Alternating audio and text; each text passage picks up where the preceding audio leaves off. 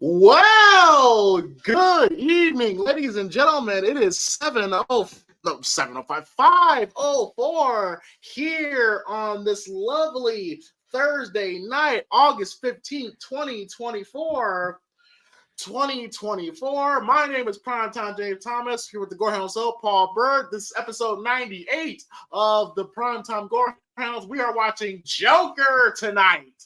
We are live! A minute on the dot. Fuck yeah! Off to a great start. But yes.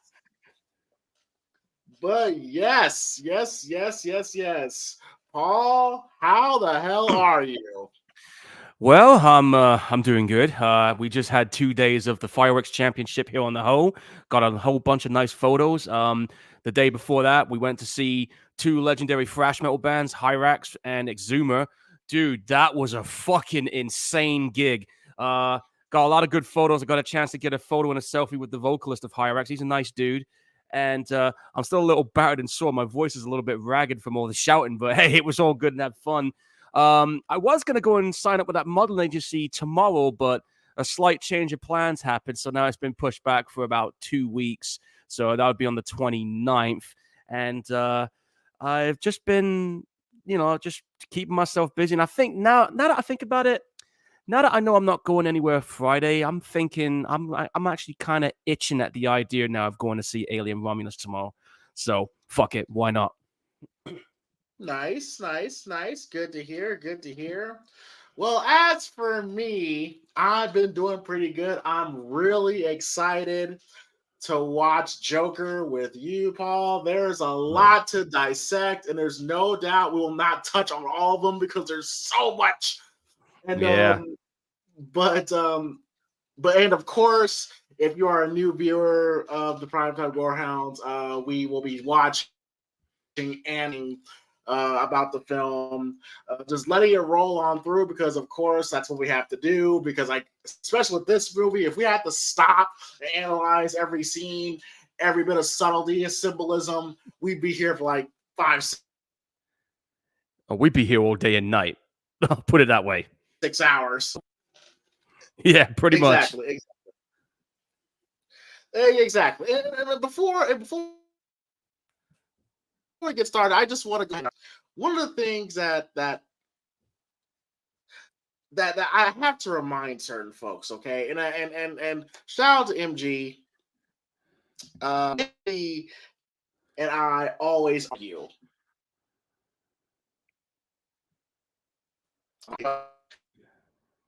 This film hates this film. Can you hear me? Yeah, I can hear you. Kind of mic's going a bit on and off at the minute, bit of a glitchy there. But you were saying about MG and yourself are usually at odds with each other when it comes to this film. Yes, he hates this film largely because this is not to him. This is not Joker. Well, I guess it's understandable to see why, because this is like very different to what we normally see. Absolutely. Here's my thing. This is not a comic book. This is a psychological thriller. Mm-hmm. I've always felt this way.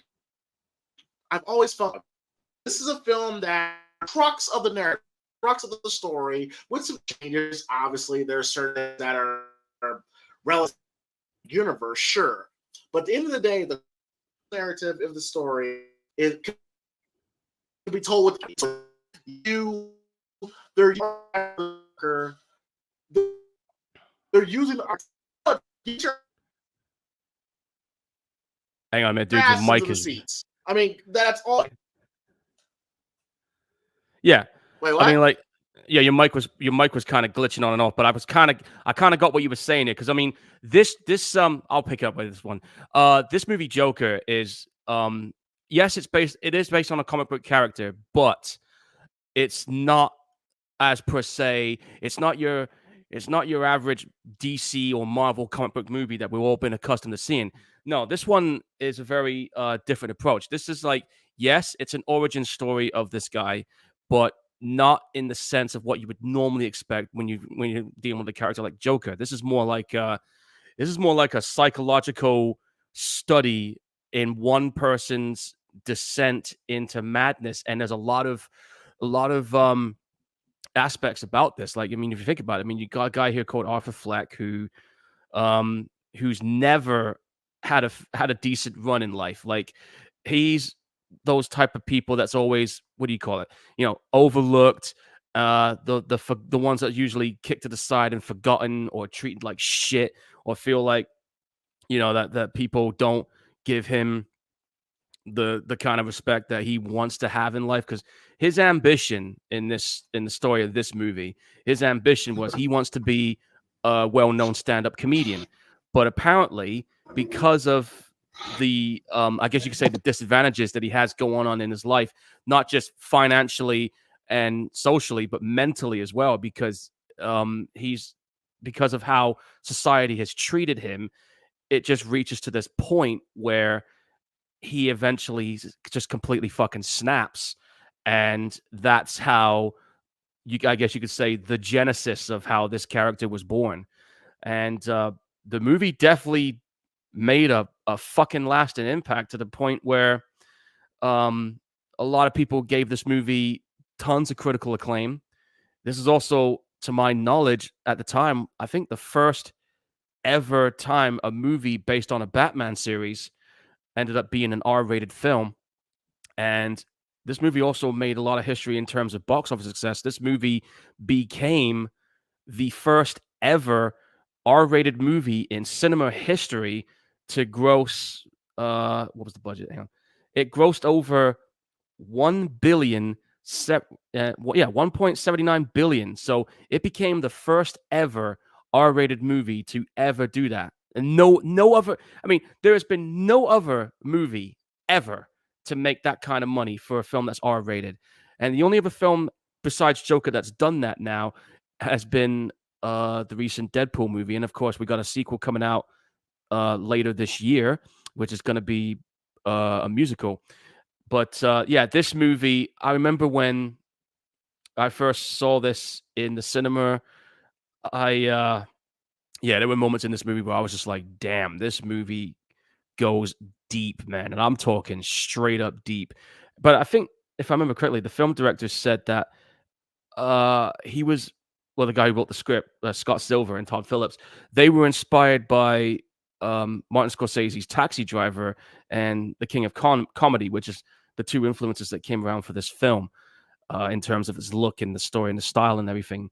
And of course, Joaquin Phoenix playing this role has just been, I mean, the only other person I like that played the Joker, for me, it's either Joaquin Phoenix or Heath Ledger. Jack Nicholson's pretty good too, but those two recent people that played this character, I think, for me, are like the definitive Jokers, but in their own unique ways. I hope your mic's working, dude.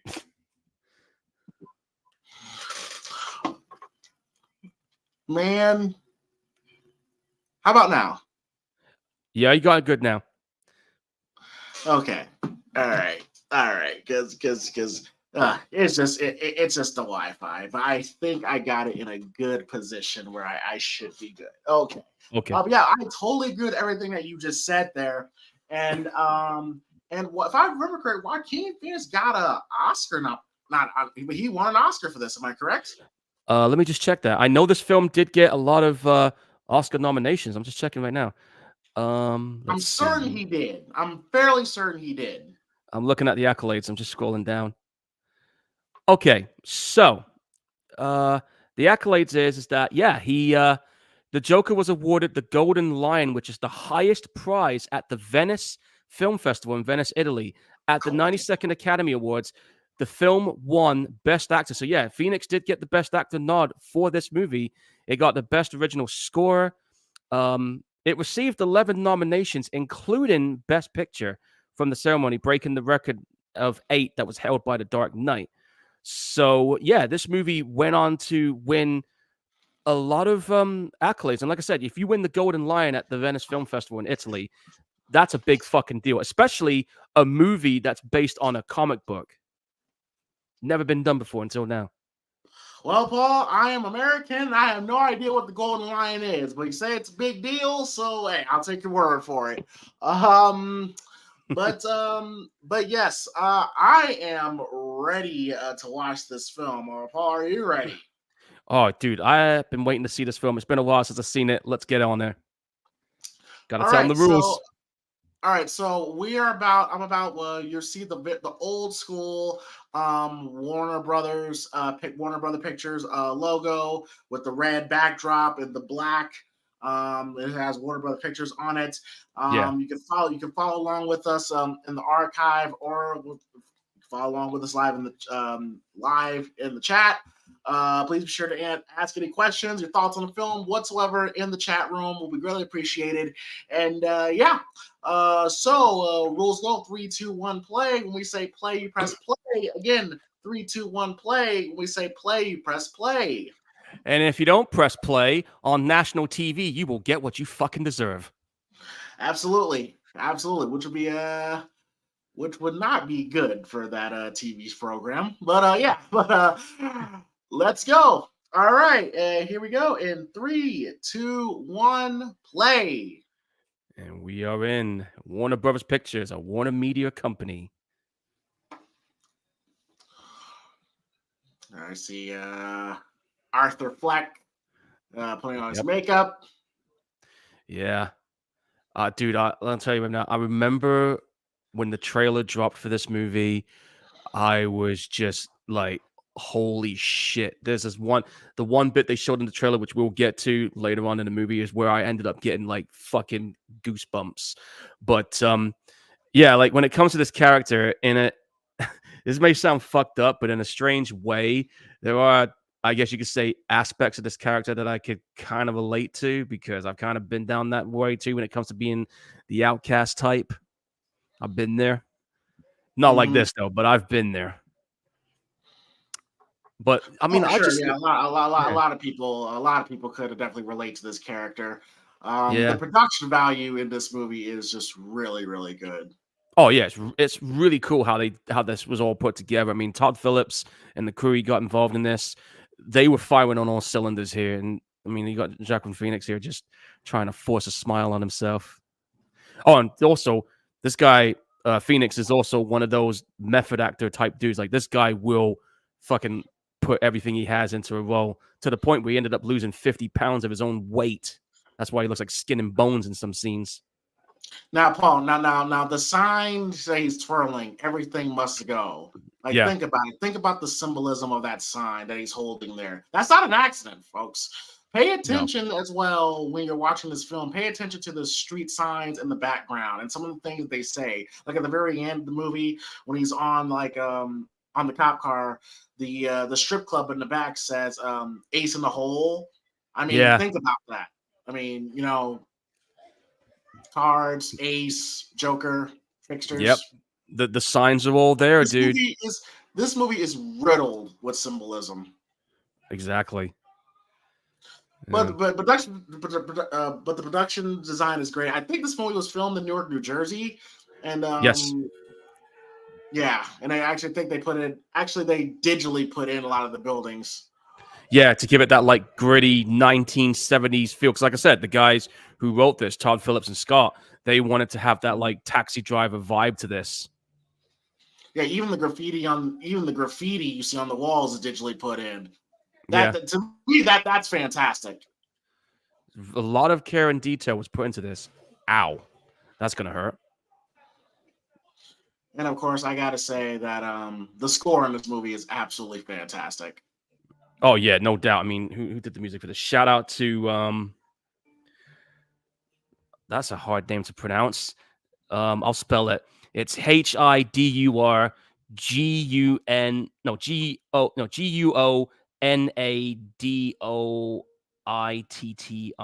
That's a.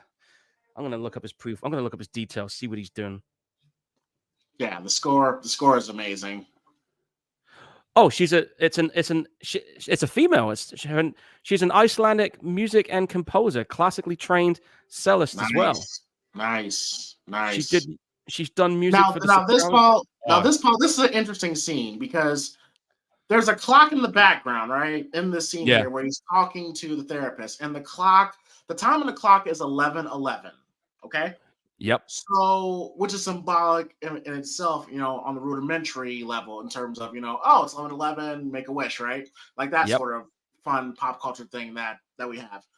Yeah. When he breaks here and it cuts that cutaway and have him in the hospital where he's banging his head against the door.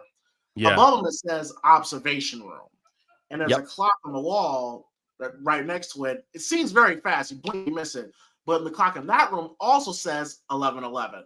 Yet the memory that he has of what's happening here, they're happening in two different times, supposedly, right? He's thinking back to that at a different time. But what that Yeah. is telling me is that this is the same time. It's all happening at the same moment at the same time, which will lead me to believe that what you are actually seeing here with Joaquin Phoenix is you're watching something that's already happened, and at the end of the movie is actually the beginning of the movie. So there's many different ways to interpret it, of course, but he's probably not really. We're not seeing this play out as is. We're watching his memories from his perspective, and we're watching him think about it. You know what I mean? I never spotted that before when I first saw this. Now that you just pointed that out, and now it's got me thinking about what's going on. You see, like clever things like that. I mean, that's how this movie just really grabs people right now with everything. Oh, and also I have to point this out here as well. That laugh that Joker was doing, that Phoenix doing. Phoenix said that perfecting the Joker's laugh was the toughest part of him doing. He said it was actually based on videos that he saw of people suffering from You a see the clock? See the pathological. clock behind him? Yeah, I see it. 11, yeah, 11-3. Eleven Just eleven. looking at. Yeah. See, look, Yeah, listen, when you're dealing with psychological thrillers, it's very Kubrick-esque. Things in the background, they all have specific meanings, especially when you're doing a film that's about someone who suffers from, delusion of grandeur, possible schizophrenia with some grandiose, there's a lot of yeah, things in there that are really sort of that pay into the symbolism that you want to plant throughout the film, and it yeah. seeps into your subconscious. You're not supposed to notice it because you're not looking for it. Like Paul, like you say, you didn't notice it, No, I never spotted that but before, the no. more you watch it, the more you see, you pick up on certain things. Exactly. And also, no, you gotta think about also, you must have had some really messed up upbringing as well.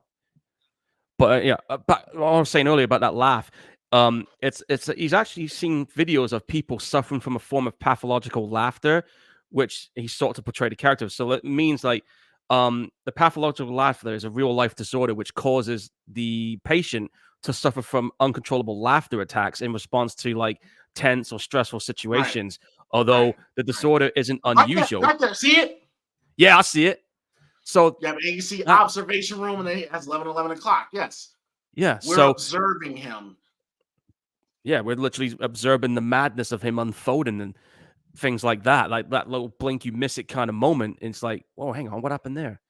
Because you think to And yourself, was that in the past or was that something leading up to what we're seeing? there's a few ways you can interpret this, and I'm not here to suggest that it's all in his head. But what is likely happening here is that what we're seeing here is the story that's probably already happened. And Yeah, when we get to the end of the movie and he's there in the room, that he's been there the whole time. He's actually been there the whole time.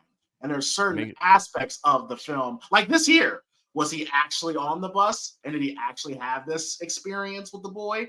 Yeah, it, probably. Yeah, sure. I could believe that. But there's yeah, certain things that probably happened in the movie that we know that did he really go to the comedy club? Maybe. We know that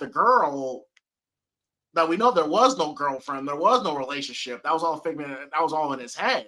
that was all in his head. Yeah, So so there's little things peppered all throughout the film. Like it's a mixture. It's a both. It's real and it's not real. It's both, and that's there's what a makes bit this of movie both so in there. interesting to watch. Yeah, here we go. He's having because of that traumatic moment that just happened because he just got fucking dejected. He was just trying to make the kid. He was just trying to make a kid happy, and because that woman He turned around and looks said, like "Oh, he's in pain when he's laughing too. Well, like I said, when people who suffer from this, right, they tend to have it stops normal fluxation of oxygen to the brain and lungs, which causes hypoxia and even asphyxiation because they can't stop it. And it's when you suffer from this, uh, it's a bastard to stop because sometimes you can die laughing, literally. There's been cases of that. Damn, that's scary. I know. I mean, think about it. Something traumatic happens, or something like a stressful moment, and you just end up laughing. So, like say like you just saw somebody just get fucking shot in the face, you end up fucking laughing, even though you don't intend to. But because of the condition he has, that's what does it. And I'm sorry, I know this is not the same stairway, but I got very Exorcist vibes when I saw this stairs. It's like a long walk up to nothing again for him. And that's a lot of stairs.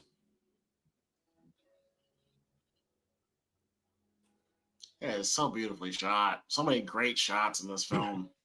Yeah, the cinematography on this movie is just beautiful. I'm just seeing what's going on in the chat. I see Lou's in here. Hello. Philip's in here too. He just says he remembers being rather excited to see this film when it was first announced. Also, so many comic book movies feels kind of the same. Joker was like a breath of fresh air. Yeah, you're right. Because all these comic book movies, don't get me wrong, I know they're hugely popular and I know they're very successful, and that's fine. I've seen most of them too. But this movie was very different. And I think that might be the reason why MG doesn't like this one very much, because it does not follow what you would expect to see in a Joker origin story. This is not that kind of film. Never was from the start.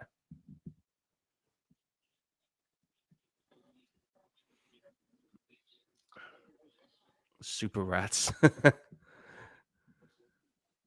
That symbolism in itself right there. Like the city has a rat problem. Like I'm sure like Yeah. there is a rat problem. There could also be a double meaning behind that because the corrupt politicians in the city, like that Yeah.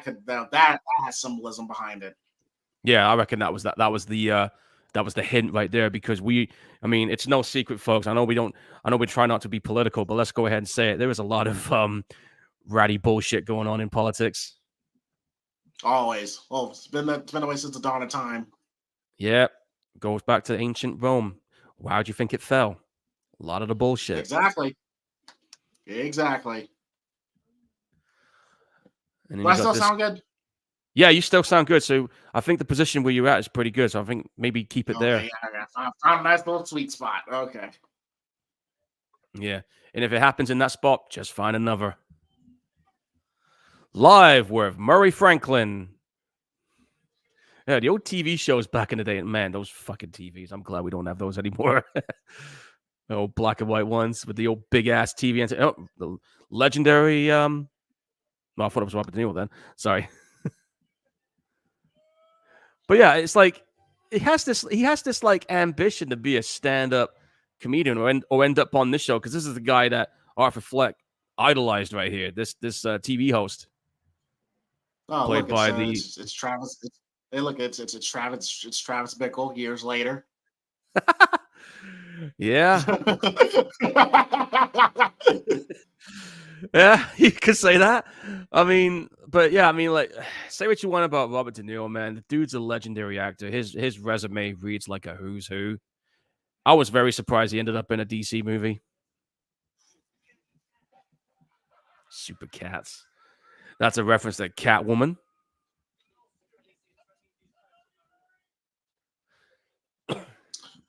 So how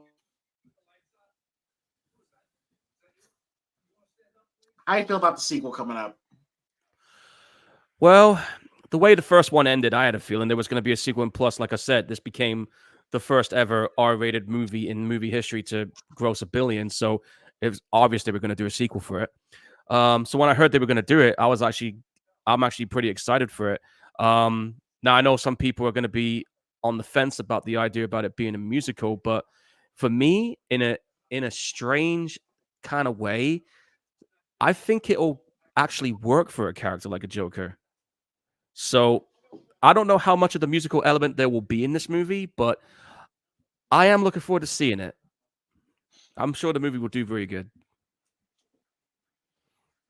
You bring Batman in at some point. I don't know, dude. They're keeping very hush about it. I saw one article, and I think this is what Todd Phillips said.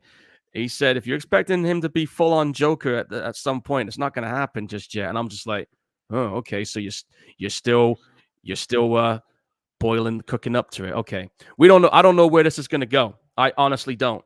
But I just Right, I'm I just got a good feeling about it, to be honest. As long as they still maintain right.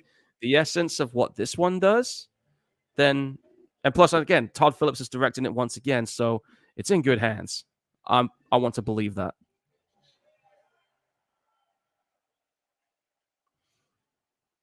But I'm just checking to see because I think they did confirm the age rating for the sequel. I know it's going to be R rated as well.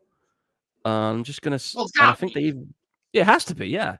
I'm just gonna see what the running time is because I think they confirmed that too. Oh wow, listen to this. Okay, so the running time for the second one is as long as Terrifier 2, 138 minutes. So it's like 18 minutes longer than this one, really. And the budget has dramatically increased because the budget for this one was 55 million, yeah? This one that's coming up is got a budget of 200 million. Now, see how skinny this dude is now? Now that last scene was really important because clearly that was all in his head, Yeah. but it shows how much he like you said, how much he idolizes Murray. Yeah. Here you go. Check this out. Phoenix lost 52 pounds to prepare for this character. So that's why he looks the way he looks, man. He said, Now, like, really quickly, Paul. I'm sorry, really quickly. go on. I believe there's something weird going on between this big guy here and Arthur, because watch the framing here. Okay. You may think I'm reaching. You may think I'm reaching here, but I watch a lot of movies. Like I kind of pick up on certain shit. Okay. But but when you have a movie that has layers like this, every shot, every angle has a purpose. He stands in front of Arthur. Arthur's topless. It's the way he's standing in front of him, where his But eye that and line his is in terms of his crotch. And watch the way he says, "You're my boy." Otherwise you're gonna get fucked. He's like, "What are you he's doing? his Quiet." he's his bitch. It's underneath the subtext. That's what I think it is, man. It's okay. No one has to know. Just pay back some next time. You know you're my boy. Come on, think about it, Paul. Yeah. What do you say? What do you say? What would you say? Hey, man, just be careful with that. You wouldn't say, Yeah. you know, you're my boy. That's not kind of Yeah. sexual, don't you think? A Yeah. little underneath shit. Because when Yeah, I've Arthur been finally murders him, it's almost like a birth of passion. It was almost like it's like he'd been wanting to do that. yeah, he was waiting for it because I think he was that kind of person who I guess you could say psychologically bullies him, but I'm guessing he might have did something else which Sexually assaulted him.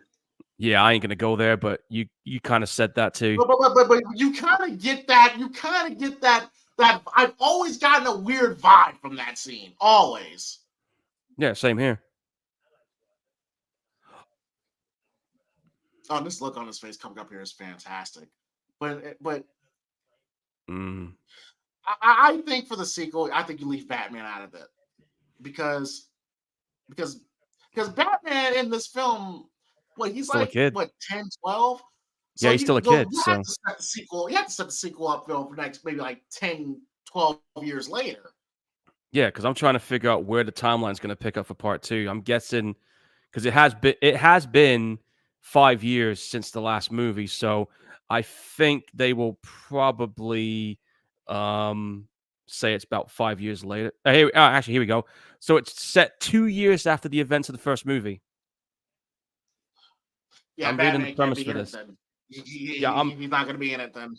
Yeah, I'm literally reading the premise. This is what says on the premise. It says here, 2 years after killing Murray on live television, Arthur Fleck, now a patient at Arkham State Hospital, falls in love with a music therapist, but that'll That's a be great Harley look on his Quinn. face. Yeah, as the duo experiences musical madness through their shared delusions, and Arthur's followers start a movement to liberate him. So that's the premise of the second one. He's losing his mind there. That's a CG train too. Like you could see that this guy is mentally fucking tortured, dude. You can see it every time he goes up these stairs. Look at him. And some more symbolism. His mailbox is behind bars, like that. That Yeah, symbolism right there. exactly. A lot of you see that graffiti with that crown then? Clown Yep. Prince. That's what they call him.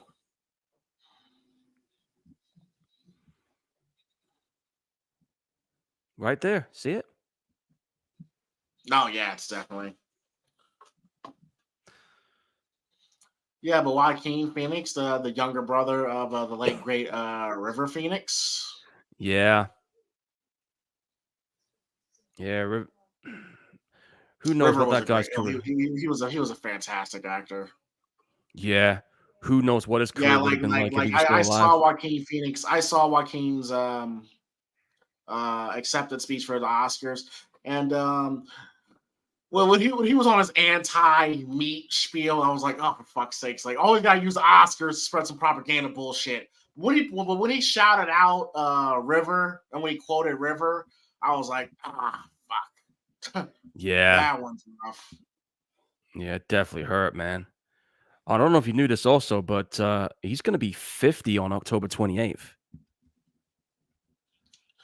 Yeah, Joaquin's been around. He's been around since like the mid '90s. I mean, the first movie I Yeah. remember seeing him in was Gladiator That was the as first the movie I ever saw him in. yeah, the piece of shit Prince. Yeah. I want to see. There's another movie he did, which they've never released it on Blu-ray yet, and I'm kind of contemplating myself with the idea of watching. That's the one where he's playing Napoleon. I'm trying to debate with myself if I'm going to watch that or not. And there was another film he was in that I watched. I don't know if you've seen it. Let me see if I can get the name of it. It was one where he's playing this assassin, and it was fucking good, dude. Let me see if I can find it. Yeah, Hold on. no, yeah, another good Joaquin Phoenix movie is We Own the Night with Mark Wahlberg. And there's Oh yeah, and there's did he win an Oscar for Walk the Line? yeah, he did. Yeah, I got the name of the film. Look out for a film called "You Were Never Really Here." If you ain't seen that one, dude, check it out.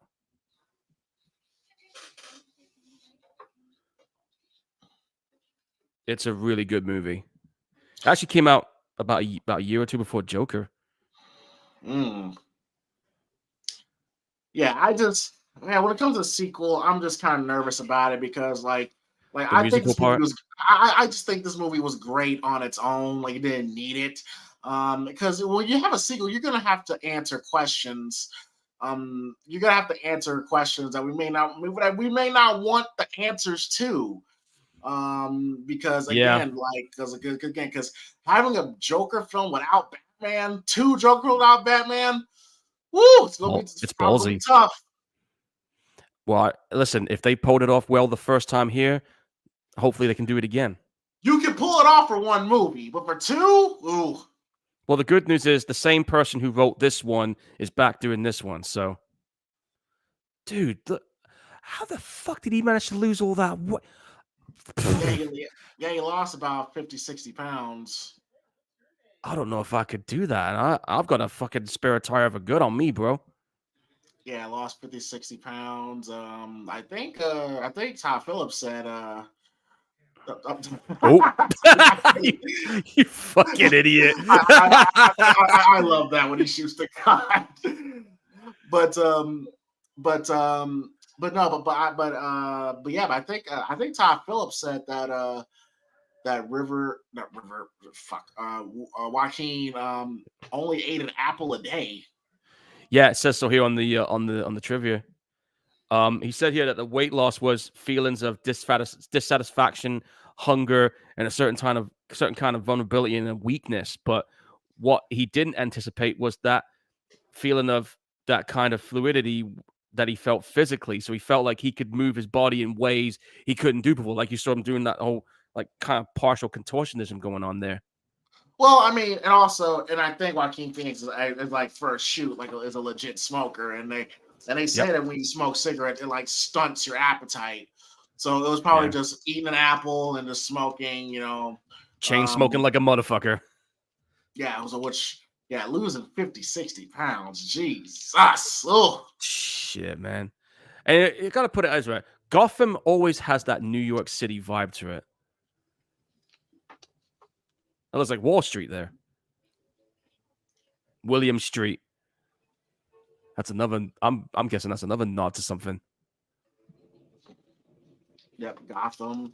Yep, Gotham. Like they do acknowledge, of course they acknowledge it's in the universe of Batman, but but at the same time, it's a different world. It's ultimately a different world. Yeah. Like I said, this is completely. This is not like any This is other. not. This is not the comic book movies. It's not, and it never intended to be that. Yeah, I mean, Todd from the start said that he was going to do something completely different, unlike the others. So I was on board for that. I wanted to see how he would take it. That fucking laugh, bro.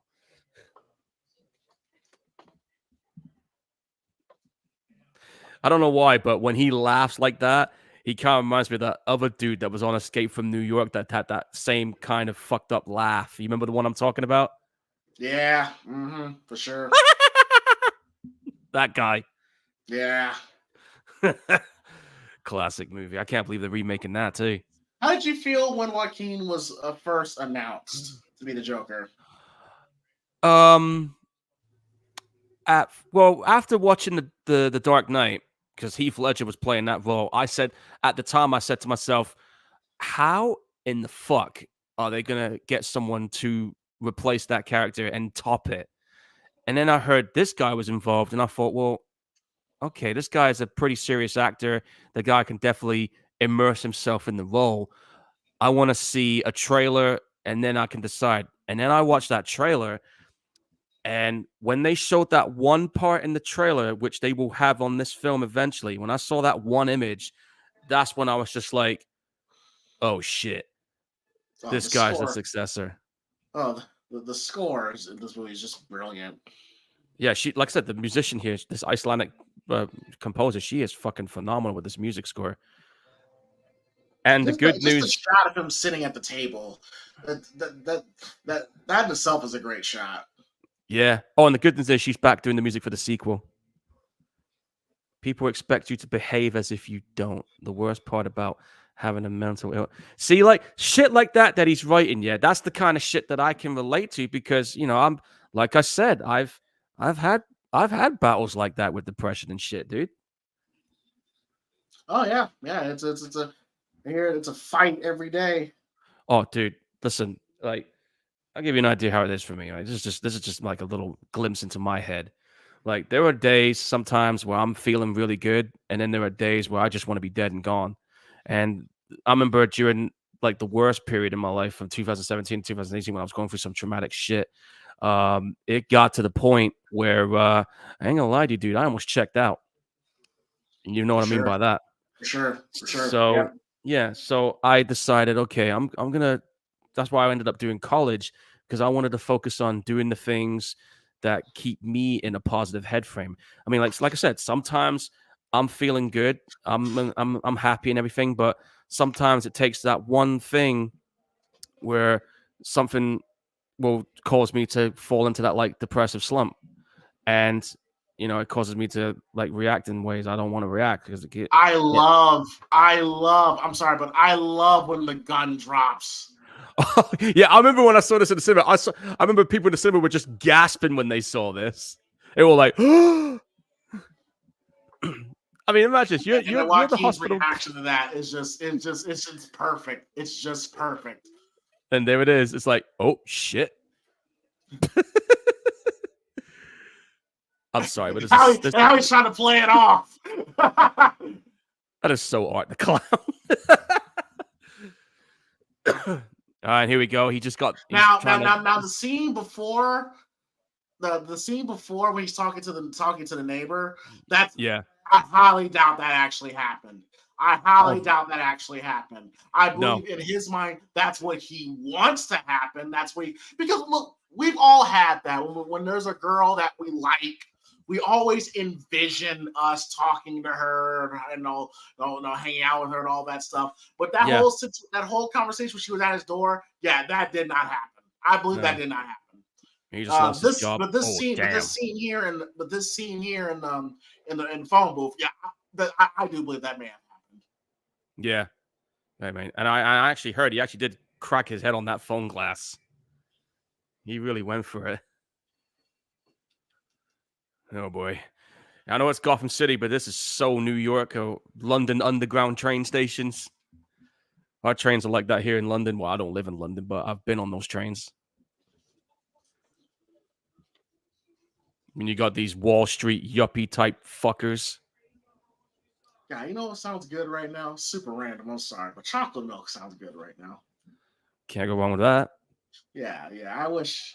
I'm so sorry, but I was so random. But I'm just like, I just kind of just been thinking about it in the past like 10 minutes. Hey, nothing wrong with that.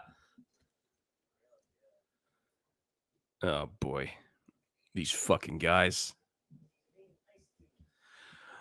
Well, look on the bright side. At least I'm not like those. Lord.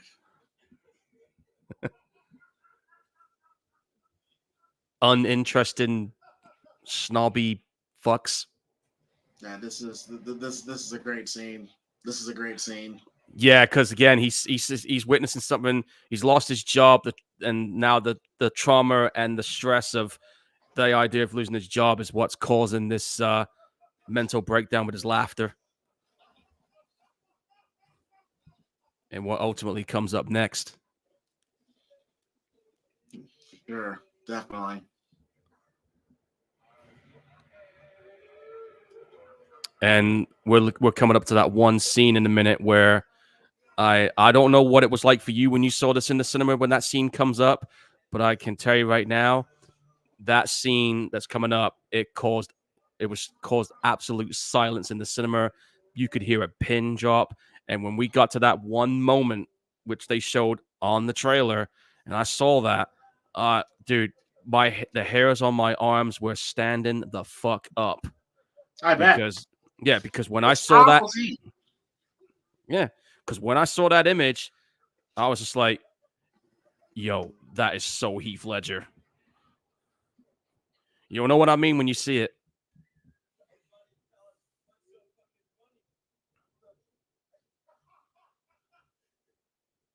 They don't realize he's got that condition.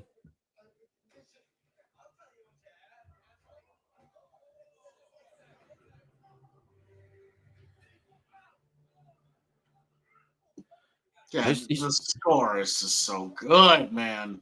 I know. Like I said, she's a hell of a composer. She's done.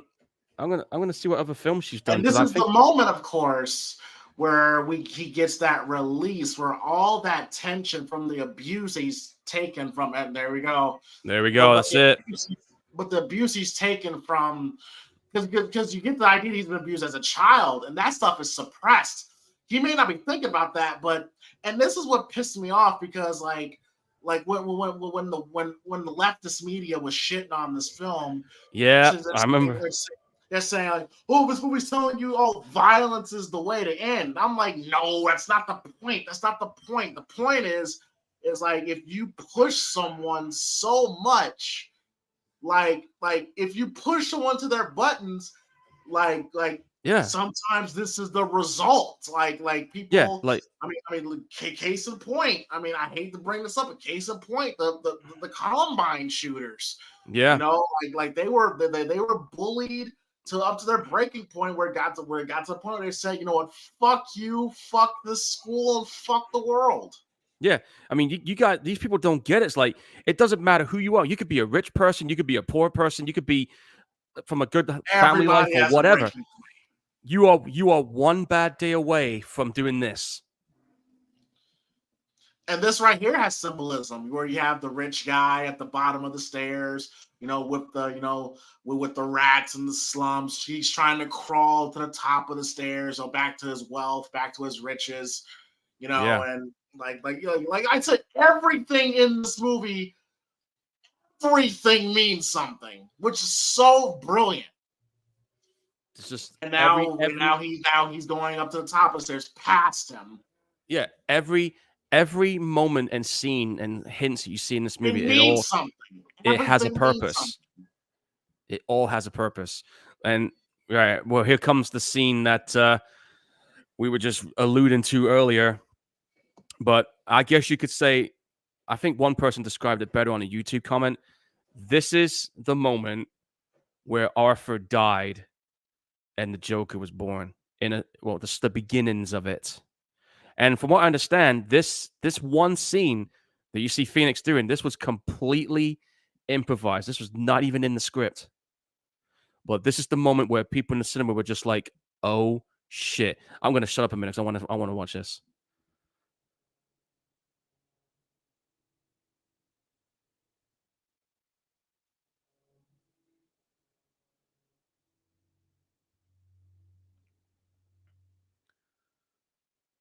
Fuck.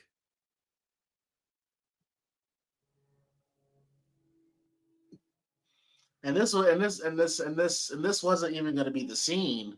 Like No. originally, the scene was going to be him. Like it was him going to go into the bathroom and throw the gun away and wipe the makeup off. But what's done here is great. Like he's going through a metamorphosis. He's going through a transformation right now. Like you said, Paul. Yeah. Like this is when Arthur dies. Yeah. Here comes that bit I'm telling you about. This is the bit that I saw in the trailer. Beautifully lit. Yeah.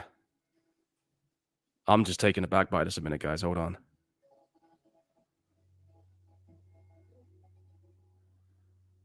Fuck. Here comes that bit I'm talking about.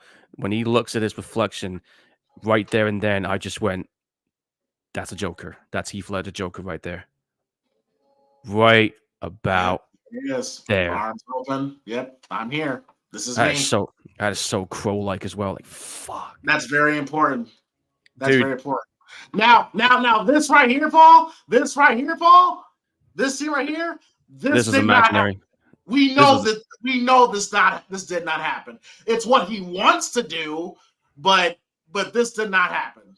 no, it didn't happen at all. This is what he manifested in his mind. Nah, I'm just gonna turn the camera on a second, guys. I want to show you something.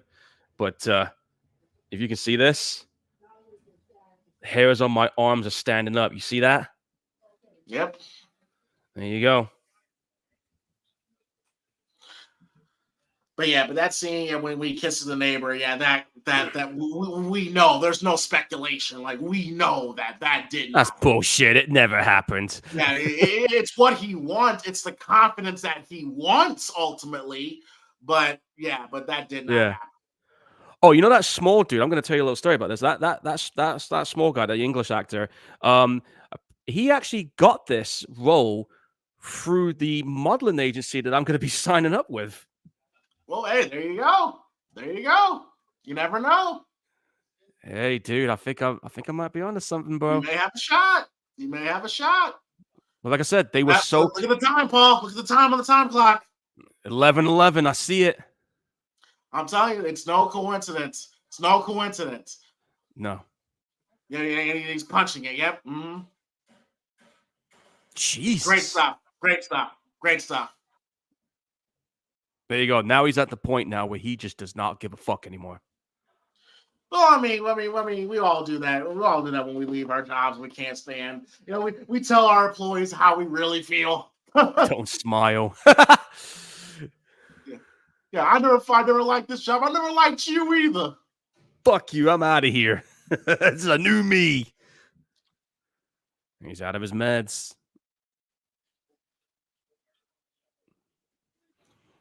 Well, the news is out about the murders. Yep, there's Thomas Wayne. The twist that he does with Thomas Wayne's very interesting. He turned into pretty much a rich asshole. Some people say he was an asshole. They just didn't show it. Thomas Wayne. Who's the actor playing that guy?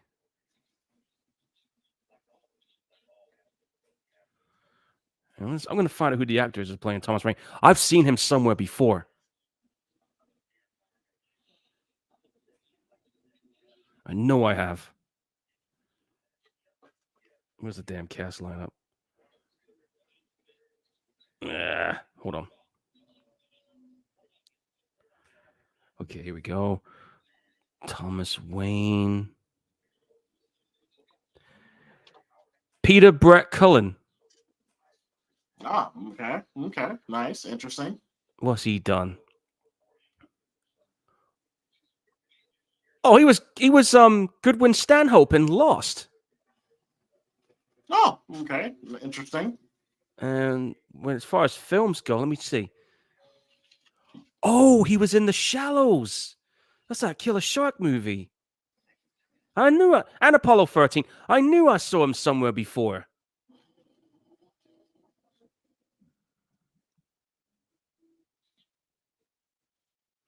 And he was also in the remake of Red I Dawn. think, Paul?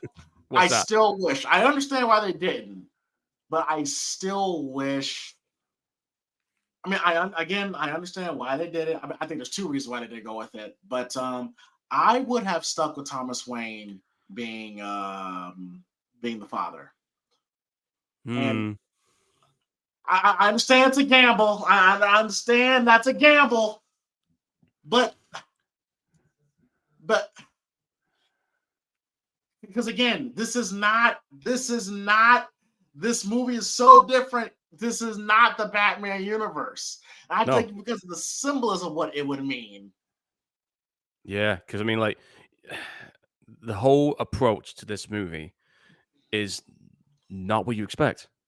I think it would have been ballsy. I think it would have pissed off. I know it would have pissed off the hardcore sweaty nerds, but we're not in that world. The symbolism around it having, because he's essentially, there's a lot of symbolism around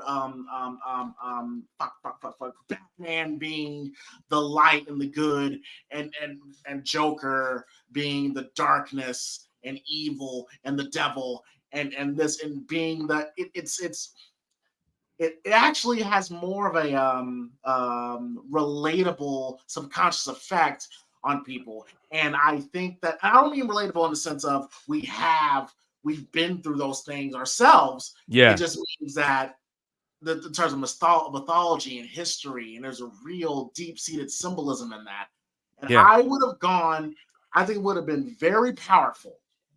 And my God, my father, you're lying to me. You are my father. You're lying to me. And you would take care of this little boy who's Bruce Wayne, who goes on to be Batman. I just think I know that, but that's not how. I know, you fucking nerds. I know, but I'm just saying, for me,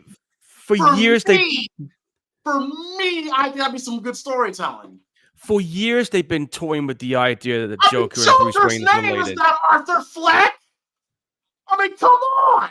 Like I said, for years they've been teasing that in the comics and whatever, dude. For years they've been teasing that he's related to Bruce Wayne. I'm sorry, I get people like that, but that's not how it went. Well, it's different, guys. It's a different version. I wonder where they're going to take it in the second one. I'm telling you, Paul. I'll tell you, me and MG had so many arguments about this film. I'm telling you, but I still got PTSD from that shit. I remember some of the debates that was on the Blitz site. It's just like, you're like, Joker's not, this is not. I'm like, yeah, but we're not in that world. This ain't that kind of movie, dude. It's like dropping. Hey, Paul, imagine this. Okay, it's a movie about Freddy Krueger, right? Except Freddy Krueger lives in France, and we see his descent into madness, while he's living in France. It's a different world. It's not a nightmare film at that point. It would be interesting to see, but it's not the same franchise, Oh, here we go. Look, I just really think they should have went all in with the Thomas Wayne thing. And I think that would have been really interesting. It would really have been interesting for me, and the people would have gotten the fuck over anyway. Look, winning solves everything. If the execution of the story is good, who gives a fuck? Exactly. I mean, like if it clicks with people, then that's how it's going to be. Joker's trying to do his stand-up comedian show. He had everything planned out, but it didn't quite work. That's how it goes sometimes, man. In your head, you're like, okay, I'm ready. But once you get on that stage, man, I know. I've been it's there. different. I've been there, dude. When it comes to doing I was kind of that way during my first couple wrestling shows, man. yeah, when I was on my college course, when we were doing our first like stage pantomime show for everybody to see, I remember I was absolutely nervous as shit because when you're doing stuff on a film set, like I've done, even though I was a background extra for some of it, it's easy because if you fuck up, you can just reset and do it again. When you're doing something live on a stage, even if it's a wrestling show, dude, you've only got one shot to make sure it fits perfectly. Because if not, and everybody sees it, well, go figure. A stage will make and break your ass at a moment's notice. This is how it is. I get like she's not like this, like the neighbor here. She's not there. She She never ain't showed there. up. He's seeing this in his head, dude. It's almost phantasm-like. It kind of is. It kind of is. Oh God, not that song. That song being on the trailer, I thought it so didn't quite fit, but it actually works, you know.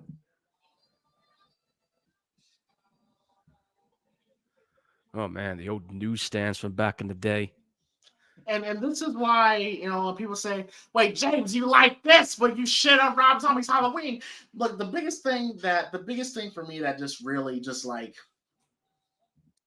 with Arthur Fleck, Joker.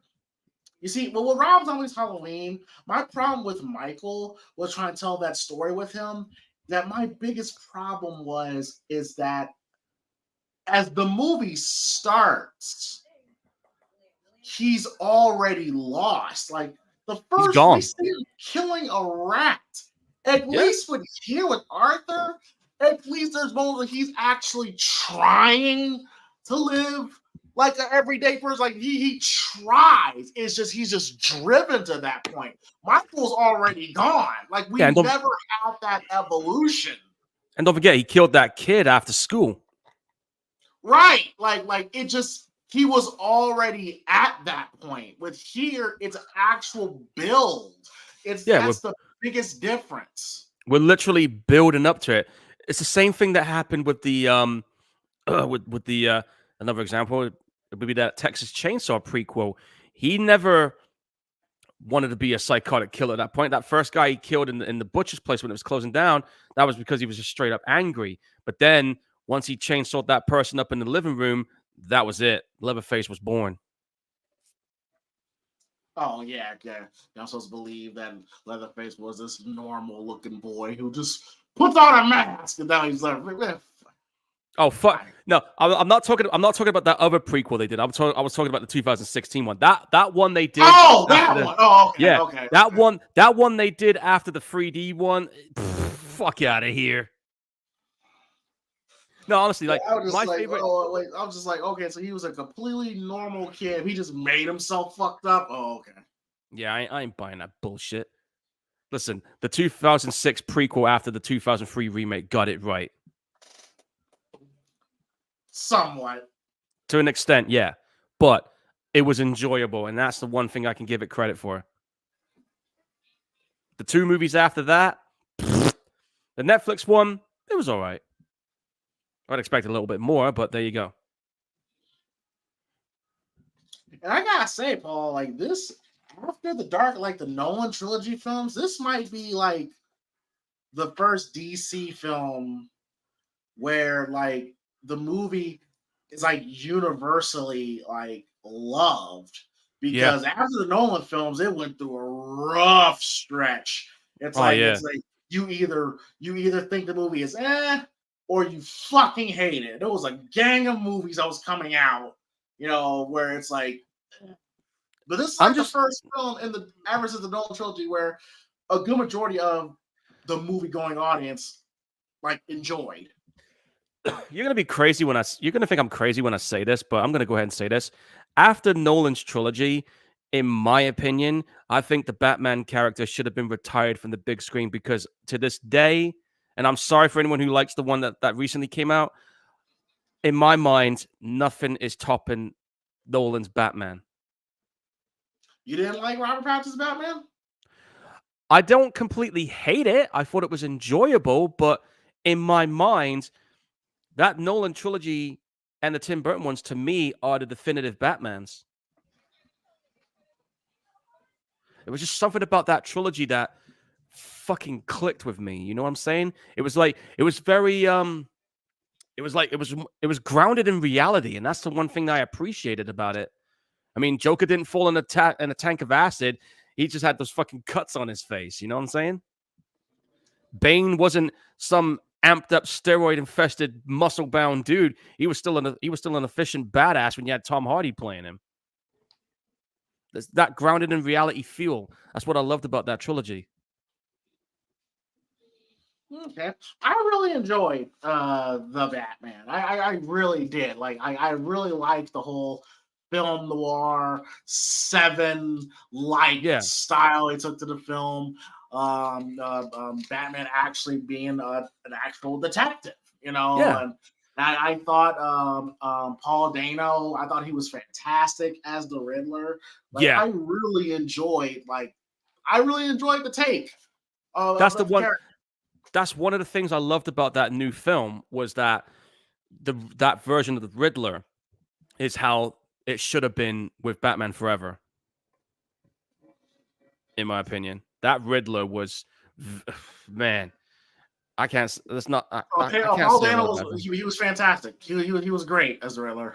He was amazing, dude. And even Colin Farrell as the Penguin, I was just like, I didn't realize that was him until I looked at the cast. That was the biggest surprise for me. Colin I was Farrell like, as Penguin. yeah. I was like sitting there thinking, is that Colin? No, that can't be Colin Farrell. Get the fuck out of here. And then I watched it and I thought, oh, okay. Now, as for who they had to play Batman, the dude that was in Twilight. Now, you remember when we were all on the Blitz team stuff, I remember putting in the comments, I was so pissed off with the choice. But then when I saw the trailer, I was just like, okay, maybe this guy does have a shot. Yeah, I get what you're saying. I get what you're saying. Yeah. I guess you could say Daniel Patterson has redeemed himself with the later roles he's ended up taking on. And there's Bruce Wayne.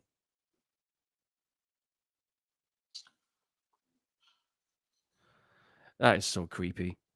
I'm sorry, but it just is. Now, hmm, let me think about this. Well, I will say the guy that's playing Alfred, I know I've seen him before because he was actually in that Descent sequel, and here's another shocker too. He's from my hometown, Plymouth, England. Now look at this. Now, look how Arthur and Bruce are wearing almost the same thing. Like one's more polished, one's more rugged. Um, Yeah. one's high class, one's low class, one's older, one's younger, one's more pure and fresh and has full of life ahead of them. One And is everyone's damaged down, goods. dirty, and doesn't have as long a life ahead. See, like the symbolisms, like you just pointed out, are there. There's Bruce a lot of the, the, Bruce Wayne has not experienced trauma and loss, not just yet. Now, I find it hard. I find it hard to believe a little kid will let a complete stranger put his thumb in his mouth and make him do a smile. But Fuck that. but but I this is foreshadowing the eventual relationship these two will have. It's not setting up any future film necessarily. It could No. go there. It's certainly symbolically, it's showing the audience, it's foreshadowing their eventual life, their arch nemesis, The like events of things to you know what I'm come. saying, Paul. It's like Yeah. This is the genesis of things to come. right. Oh, I was just thinking about Batman comics. There's this one story arc I remember with the Joker. I don't know if you ever remember this one, but it was the one where Joker literally cut the skin of his own face off and left it behind when he broke out of Arkham, and he never came back to retrieve it until a year later. You remember that one? I am not. I admittedly, I am not a connoisseur of the Batman Well, comics. I remember seeing that image, and that was Joker at his most darkest. Let me see if I can find that image I'm talking Wasn't about. there Where a he looked. comic book where pretty much the whole issue is him beating Robin to death? Yep, that was on there too. That was on. I think that was on Killing Joke. I think it was on that one. But let me see if I can find that comic book image I'm talking about. It's this one image, and it was haunting as fuck, dude. And he literally wears his own face like Leatherface. I'm not even kidding about that either. Hang on. Right, here it is. I'm about to post you the image right now in your chat box. You wait until you see this, man. You're going to be like, what the fuck? Mm. There you go. And he disappears for 1 year. You never see him again in comics until 1 year later. Now I'm gonna Interesting. and now I'm gonna post an image of what he looked like 1 year later. He's literally wearing his own fucking face like Leatherface, dude. There you go. Just like that. Oh, I love the score. But yeah, oh yeah, I'm yeah, that's for some grisly stuff there. Oh yeah. I think it was called All in the Family. The story arc was called, or Death in the Family. It was one of the two.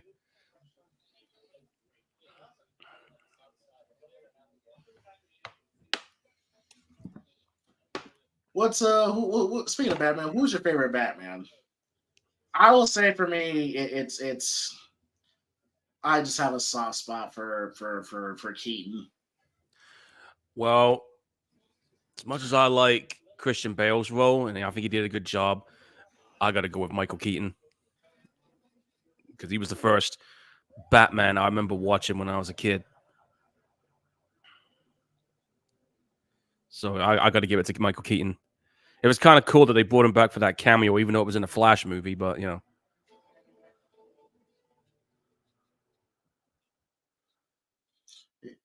Danny Elfman's score in that movie is oh yeah, that music iconic. score. Iconic. I remember one of the old NWA wrestlers had it as their theme song. Who was the name of the wrestler? I think it was Z-Man, if I remember correctly. Z-Man. Yeah, Oh god. Tom Zank. Yeah, that's who had the Batman theme. Yeah, I remember it. I was like back in the old NWA weekly programs used to have on TV.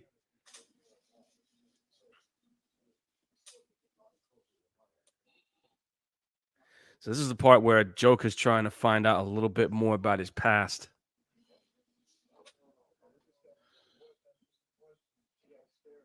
Oh shit! I recognize that one of the detectives. Fucking hell, he was on Machete. He was on another indie horror film called Splinter. He's been around a few films.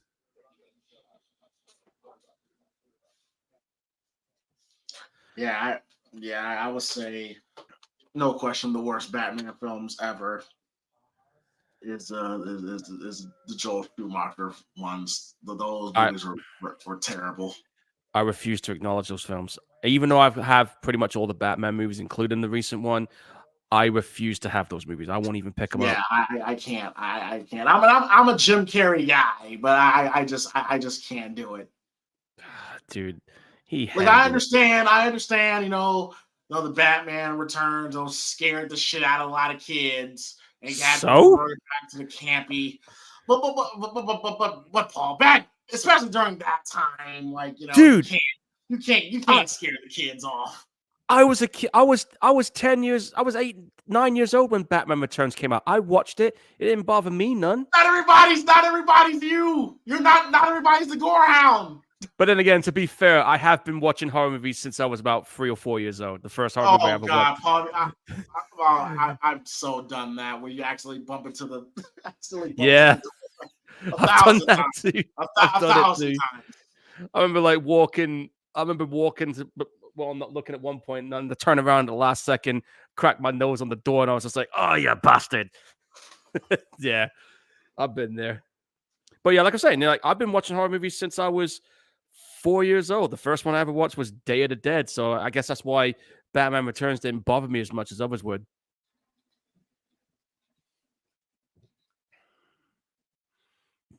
So that's why, like, when people say about, "Hey, I've seen the most gruesome, fucked up horror movie," I'm like, "Yeah, I know something that's worse." And trust me, I know a whole bunch. Some that I've yet to put on these episodes. Now I think this really happened here. I don't think this is. I don't think this is him manifesting this. I really do think this was a triggering moment, for him here, Oh yeah, this because bit when now because this father figure because because the image of this father figure he's created for himself is destroyed because he makes fun of him. yeah, because he takes a piss out of him because of this little skit that ended up on TV Right. right about here. And then he's like, "You can say that again," and then you can see him like going, "You son of a bitch." Wait for it. You should enjoy.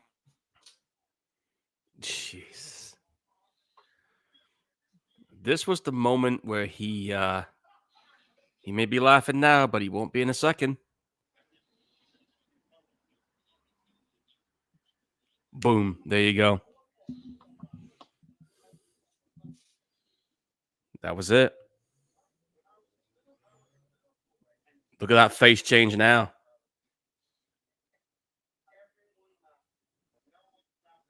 You could say that again, pal.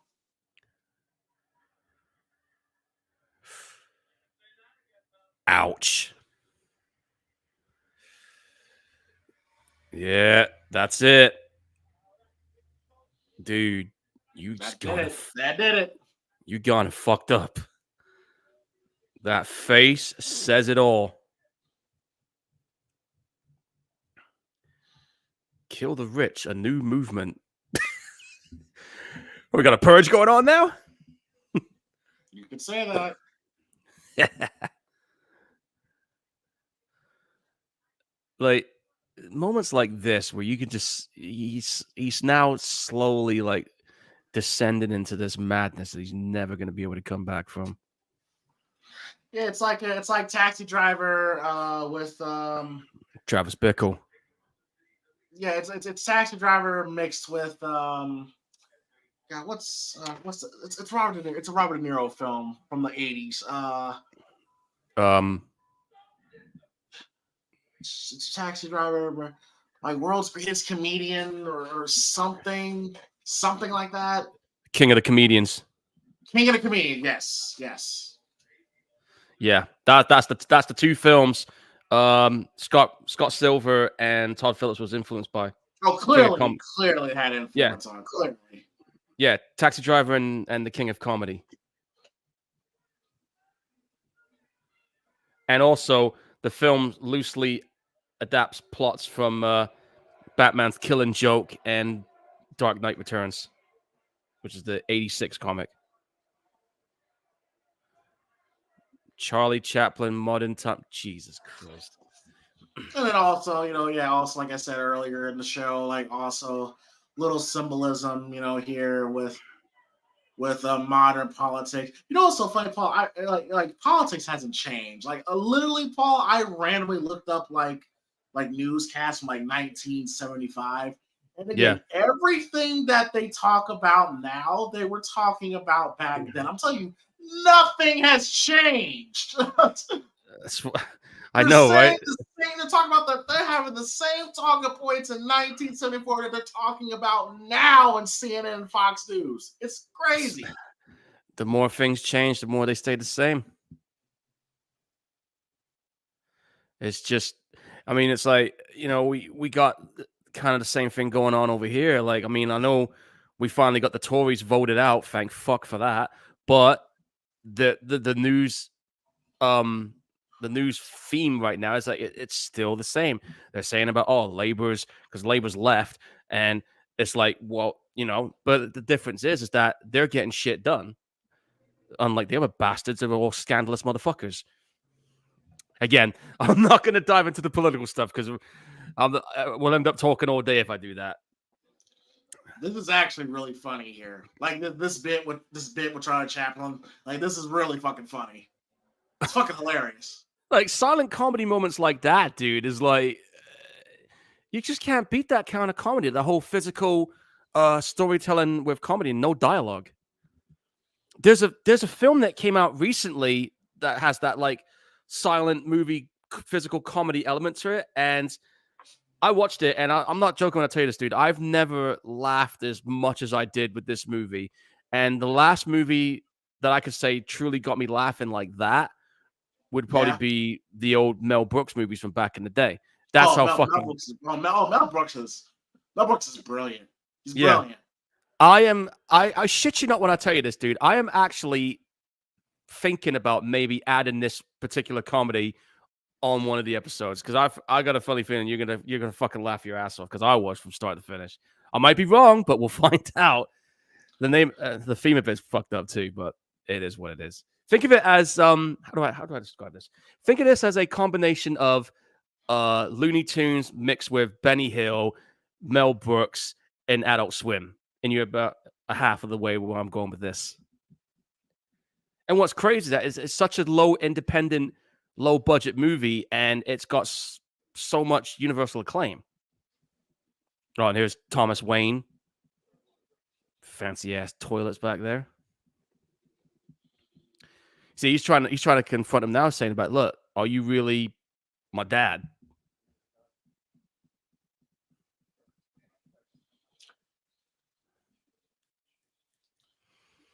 And you reckon they should have went further into Thomas this? Wayne's gonna deny it. He's gonna deny this. Of course he will, because he's like, "Fuck, this is my son." It's gonna ruin his political career. Like, look at him. He's disheveled. He's Penny's kid.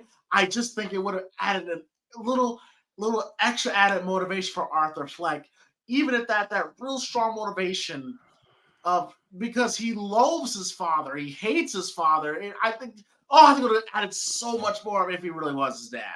Yeah. And oh shit. Hey, dude, I don't know if you knew this, but you know that comedy club where Joker was in? I just looked this up on the trivia. Pogo's Comedy Club. Pogo the Clown was the stage name of that serial killer Gacy. There you go. Deep meaning. Yeah. And if you look at Joker's face paint, doesn't it look a little familiar? Just saying.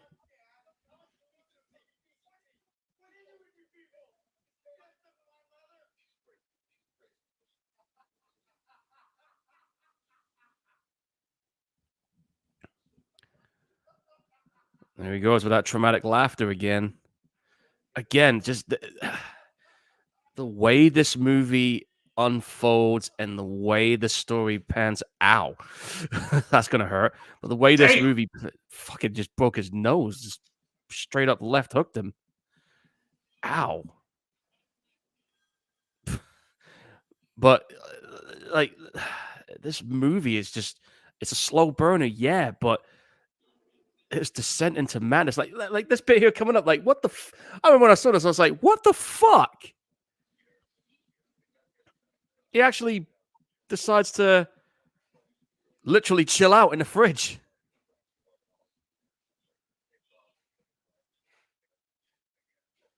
Like, how do you explain this when you first saw this, dude?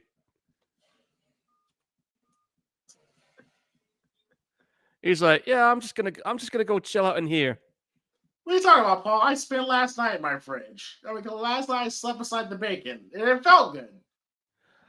Are you fucking serious, bro? But I get the symbolism where you just want to be away from the world. You just gonna stuff yourself in a fucking refrigerator. Yeah, probably rubbing some bacon on it too. Oh shit, I better not go there. And this phone call, wait, is it this one? No, yeah, phone call here.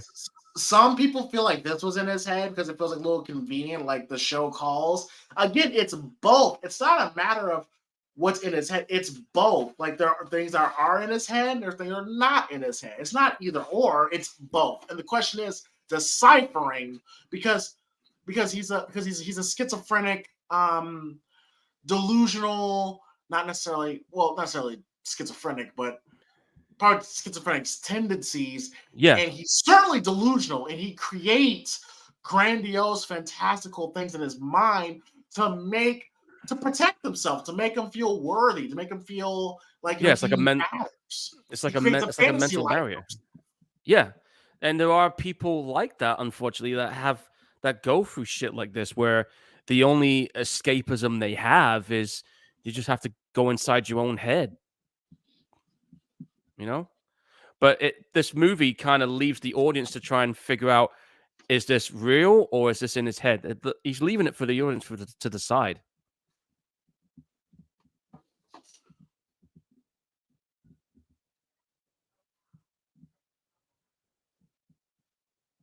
That is, Oh, I love the framing.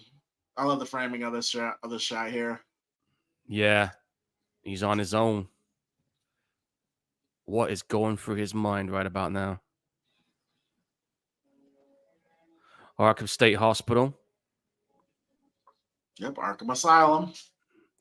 Yep. And I found out the year. I was just reading into the year this is set in is 1981. I mean, look at that. He's not even phased by a dude losing his fucking mind on that bed. This is probably, out of all like the Batman related content, this is probably the best looking Arkham like in film. Oh yeah, definitely. Because the last ones had like a gothic feel to it. This one feels more. Well, this is how mental hospitals look. Yeah. I mean, even though this is in the 80s, but most of the mental hospitals today still has this kind of structural aesthetics to it. Right. Yep. Yep. And I don't know why, but I'm sorry, but it looks like that same hallway from I think it was the Rob Zombie's Halloween. Don't you get that feeling with that? It's similar. It's similar. Mm.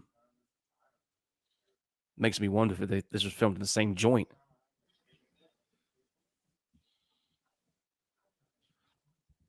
Yeah, it's a great. I mean, again, everything in this movie is grounded in reality, but That's what I in a reality pass.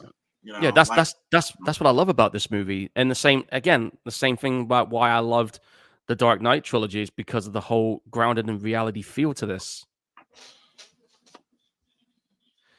Like you can actually believe this can happen or it has happened. You know what I'm saying? For sure, for sure.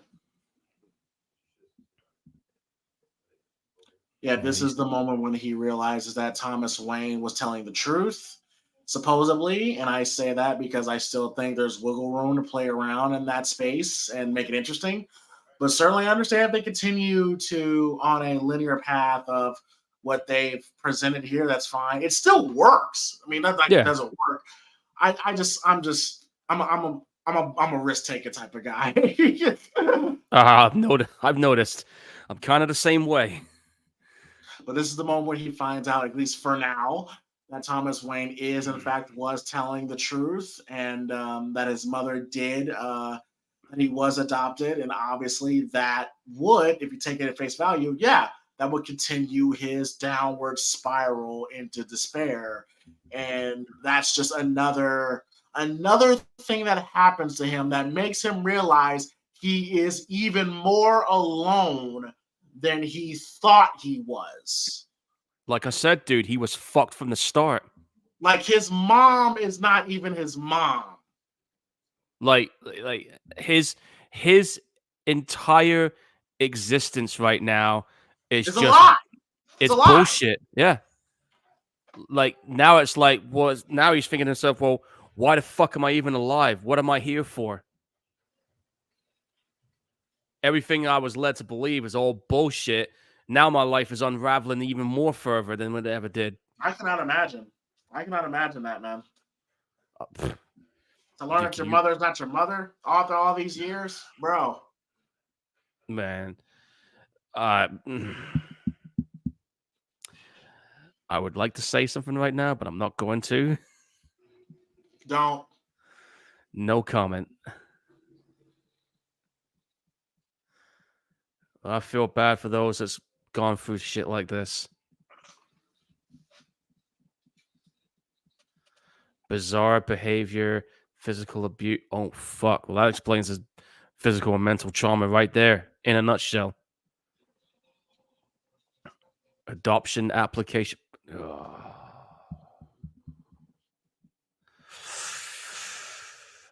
Man. Unknown child was a.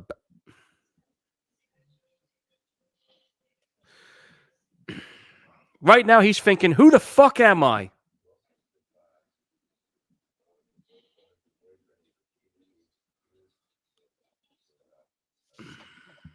You notice he's got a scar on his upper lip, too. I think that's a real scar that Phoenix has, too.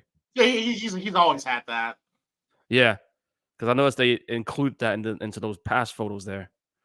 Mother of adopted Yeah, yeah, child allowed yeah, terror but for her. he's always had that scar. Yeah. Oh, he's standing there. Or he's envisioning that he's standing there when this flashback scene here.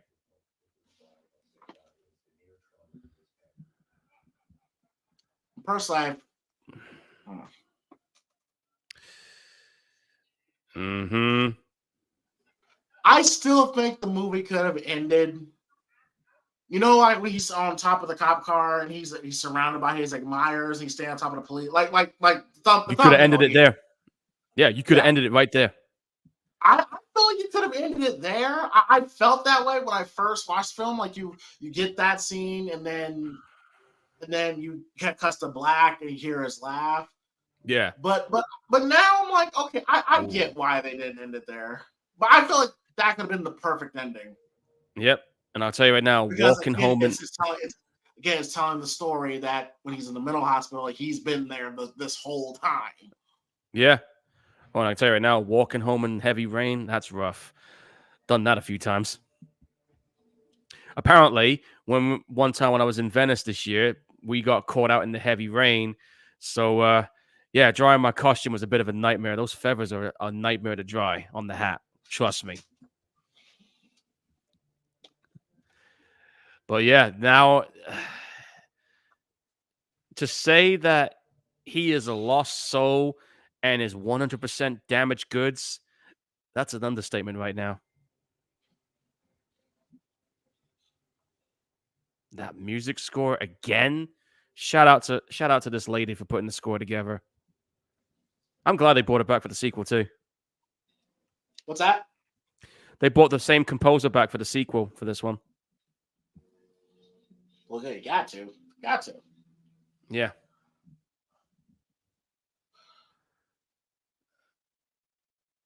Now what's he doing? Oh, he's in that woman's apartment. And this is great, of course, because this is the moment when we realize that everything that we saw with her never happened. It's a lie. Did that first time we see this character in the elevator that happened? Maybe, yeah, that may have happened. But everything after that, no. No. Because obviously she knows who he is. Yeah. She says And that's Arthur, just right? yeah. And I think she's telling him to get out of the apartment.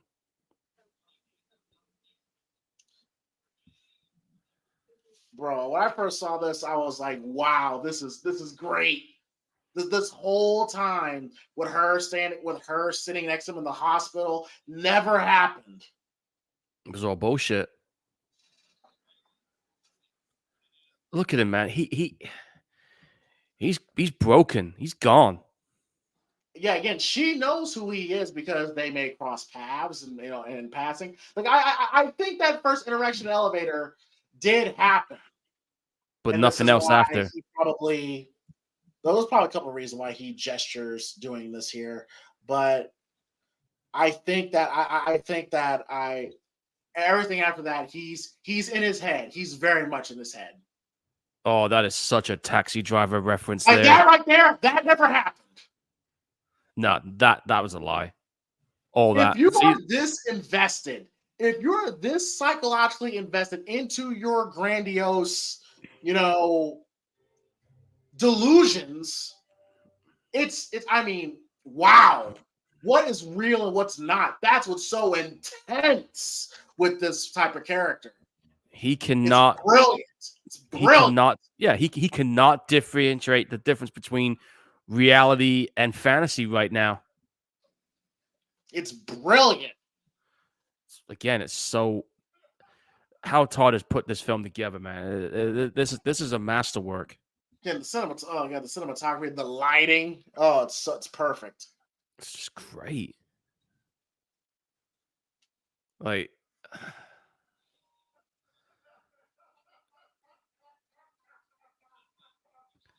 yeah, careful not to laugh too much, dude. I already told you what happens with that condition. Right now, I don't think he cares. Jeez.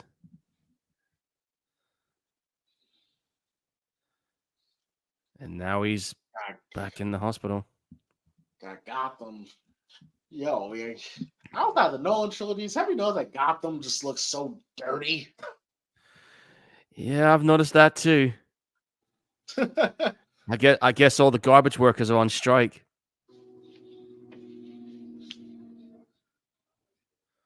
Oh, and this line that's coming up. You know, where he used to think his life was a tragedy, but now Back at the time we could smoke at hospitals. can't do that no more. You Underst- definitely can't do that no more. Understandably so, because it is an unpleasant habit, you know. Plus, good way to get cancer.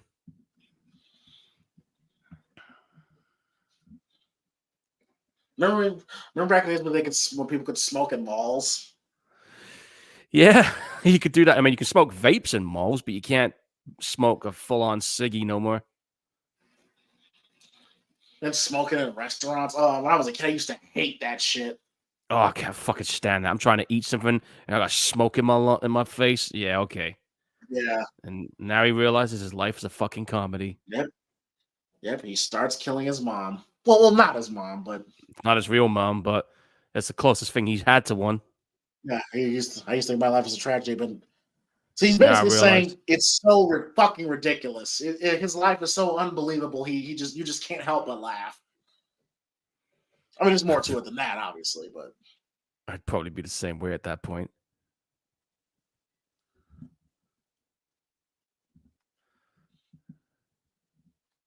yeah, he's got a great look for it. Oh, yeah, definite. And there she goes.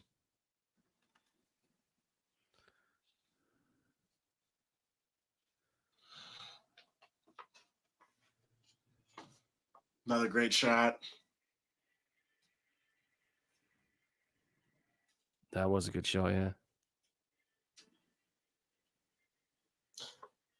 Now this goes into the childlike nature of the Joker because Paul, I've done this. I'm pretty sure Paul, you've done this where you act out like a movie scene or something like that, where you pretend you're in the movie. You act as that person. I Oh, used to do yeah, I've that. done that.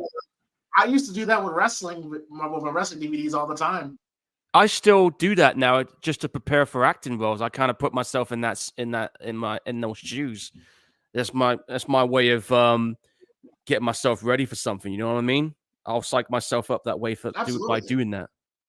It's like when I'm Yeah, absolutely. Like again, this just speaks to the childlike nature of the Joker. yeah, it's like when I'm preparing to do something like for example, I know this is maybe not be a good example, but when I'm putting on the costumes for when I'm doing those carnival stuff, like I'm putting myself into this head frame where I'm trying to be this character that I'm trying to portray. So I'm trying to find it, you know what I mean? But once I put that mask on, dude, Yes, it's not me anymore. You're talking to now. for Now sure, I'm this for character I'm sure. portraying. So yeah, Now I do believe. Oh, I'm sorry. Go ahead. I'm saying so. Yeah, I do prep for a lot of my acting abilities by acting out some of the scenes I remember from films. I would do that as preparation. But go on. Now I do believe that he did intend on going to the Maury show to kill himself. I do believe that was his original intention. I think his intent was to probably shoot the guy and then do himself. Maybe.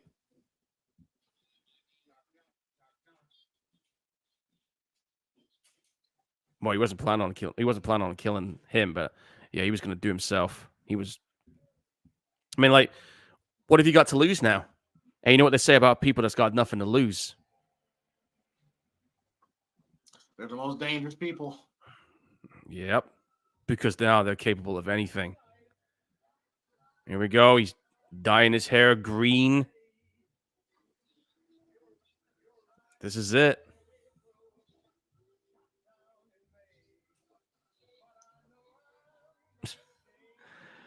I'm telling you, man, Joaquin Phoenix is definitely relishing this role. You could see it. Oh, it's a brilliant, it's a fantastic performance. Yeah. Rocking out the Frank Sinatra. It's great. It's great. Right now, he just. I dance my tiny whities like that all the time. Yeah. There's that grease paint.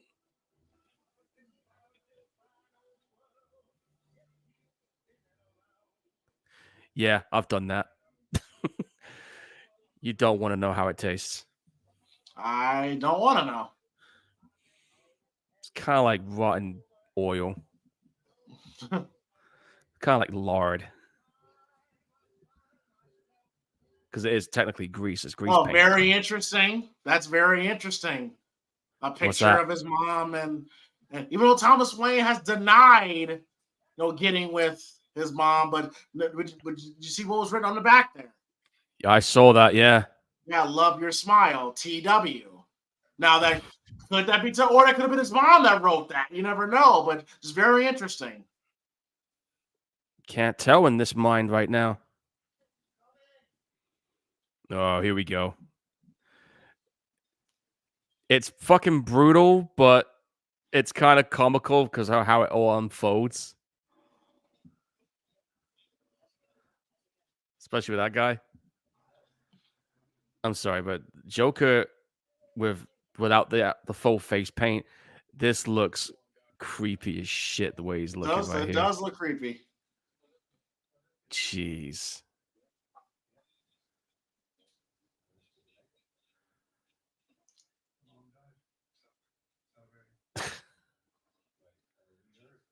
That's almost Crow-like.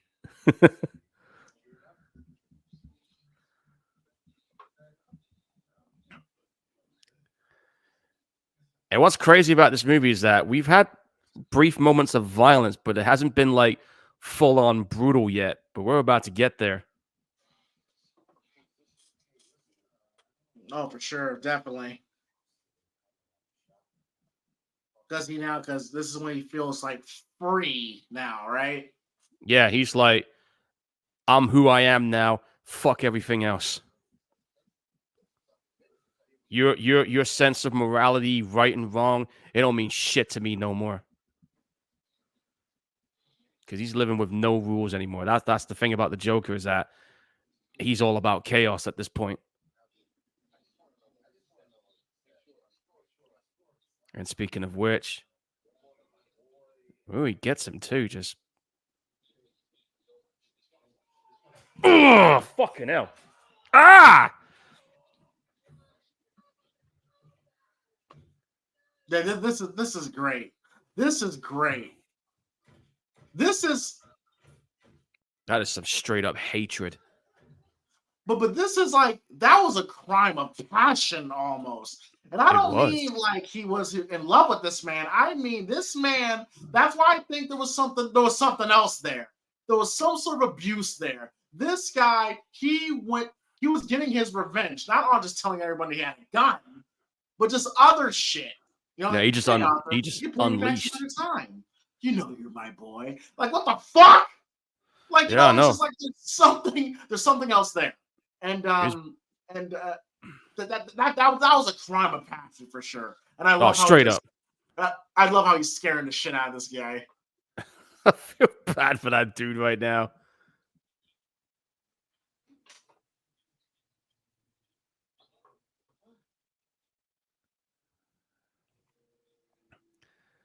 And there are moments, and I know for sure that in the comics, Joker does show passion. No, not passion, but mercy. Oh, he does, yeah. It just depends. It just depends. Like, he doesn't kill everyone. No. He's got the tendency to do it though. But he does have a little bit of humanity here because the only reason he doesn't kill this guy is because, well, he was cool with him. He was the one that never treated him like shit. Oh, like he's like, this actually got a laugh in the cinema. He's like, can you open the door for me, please? That is funny. It did get a big laugh, I will say that.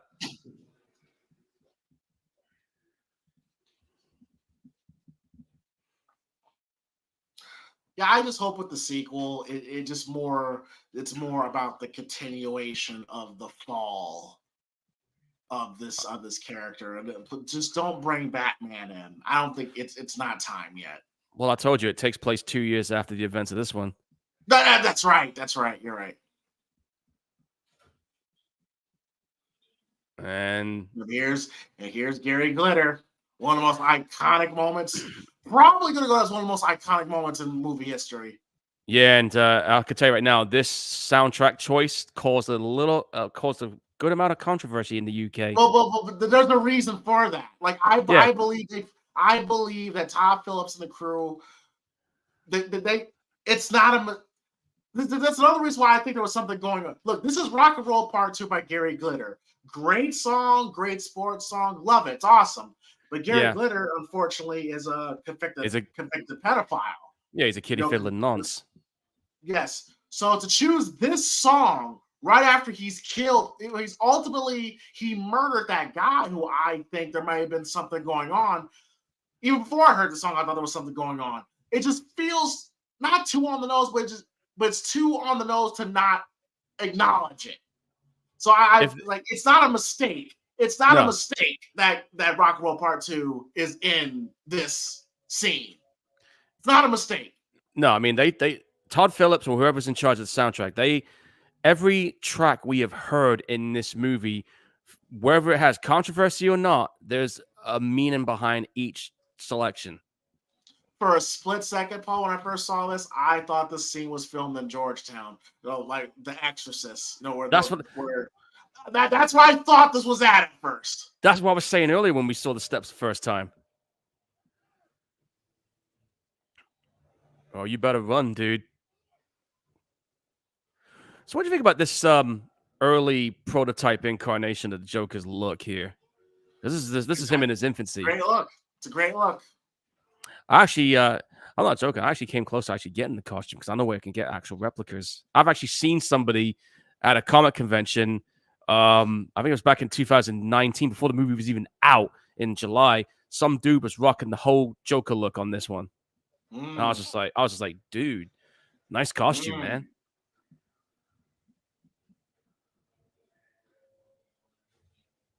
Oh, he's in the. It's very Warriors-like when I see that train station. It is like the Warriors. Yeah, you're right. I was thinking Turbo ACs at that point. Another great movie by Walter Hill. Yeah. Fascinating. That movie, very cool stuff. That movie is like damn near 50 years old now.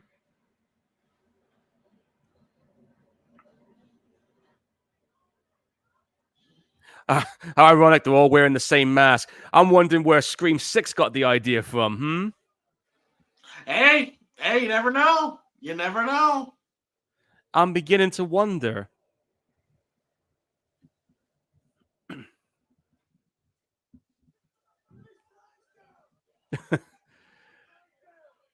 Now, you know these guys all wearing the clown mask. They're definite Joker supporters. Well, he doesn't realize that's the real Joker. He's like, it's great because... Oh, this is great. but I just love like if you've been watching, and you know what to look for in a psychological thriller like The Shining and or like Yeah. any of the Kubrick films or even Halloween. I mean Halloween is not as deep as this film is, obviously, but when No. you know what to look for, it just makes the viewing experience it just makes it so much better. Yeah, especially if you know what you're looking for. Oh shit. Oh, you shouldn't have done that. You shouldn't have done that, buddy. A cop shooting a person for no reason, that's a surefire way to cause a riot. And yeah, you heard about the riots that happened where I was. Yep. Yeah, that was that was wild. Now, what's so funny is that people thought when Seth Rollins created this whole new persona he's created, Yeah. I always felt like when he first came back with this new gimmick where he's really emphasizing the lab and coming out with the suits, I thought, oh, he's being Joker. He's being Joaquin Phoenix Joker. Yeah. Now it's manifested in some other shit that I have no clue. But I think when he initially came back, I honestly felt like, oh, he's trying to be the Joker. Oh, like I said, this movie caused a lot of inspirations. I mean, I wouldn't be surprised if Seth Rollins ended up watching this movie and thought, hey, you know what? I'm going to try something similar to that. Like I'm not talking about like when he transitioned into wearing, the women's clothes. I'm talking about when he was coming out wearing different suits, Yeah, that's what I was different getting at. colorful suits, and he was really making the laugh a part of his act. It's like, Oh yeah, oh, I remember that he's laugh. trying. Yeah, he's being like he's being. I don't know what it is now, but and yeah, I seriously thought he was being Joker. It was working for a second, but I Yeah, think once the chant got over and they're singing along. the singing along, it's like I don't know what changed, but the early version of the revolutionary Seth Rollins, it it's Joaquin Phoenix Joker. I'm convinced. Well, they even parodied it on. Remember last year they pretty much made Seth do the scene down the stairs, Yes, I remember that. I was like and looking at that, then thinking, "Yep, they made Becky Batman, which I thought was cringe. oh, yeah, Yeah. Once Becky got in there, it's like it just went downhill. yeah." When I saw that, I was just like, "Yeah, this is not going to go the way we want it to it's right not. now." It's yeah. Becky, just stop, just stop. Yeah, yeah. I heard. Yeah, she's not in the WWE right now. She's a free agent. They claim she is, but You think she's still there? Oh, shit! He's got that gun under his chin again. See, he's really thinking about it right there. see, this could only work in 1981 because you could not bring a gun to a TV studio today. What, with metal detectors and There'd be metal security checks? detectors, yeah. And they do background checks, I guess, before they even come on the TV show? This is a great. They- Oh, that's a great shot. Great shot there. yeah, I like that. The lighting and I, everything. It's I, I just, love how he comes out and just kisses the doctor. I think that's great. yeah. Well, he's about getting ready to be introduced.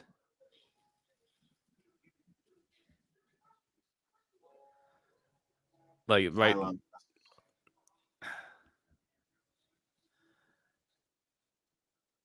He's getting ready for it.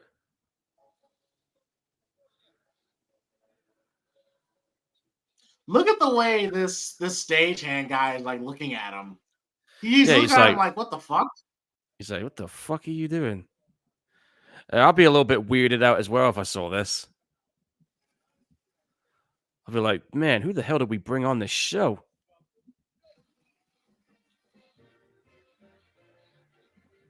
Yeah. You could yeah, back in the day, yeah, back in the day, you could actually smoke on live television.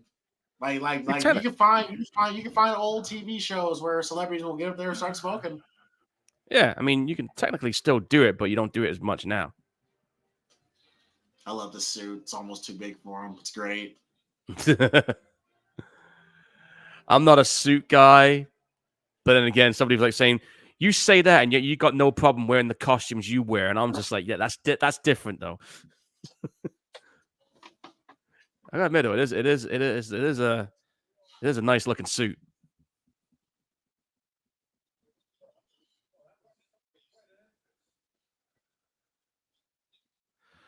I like the way this scene unfolds because you could, if you look at Joker's body language later on, you could see he has that like nervous, when your legs like moving like it is. That's Yep, definitely like a nervous like for anxiety sure. kind of thing. Yeah. Definitely, So definitely. I remember seeing a video about it on YouTube, and I was just like, oh yeah, that's what I was thinking too.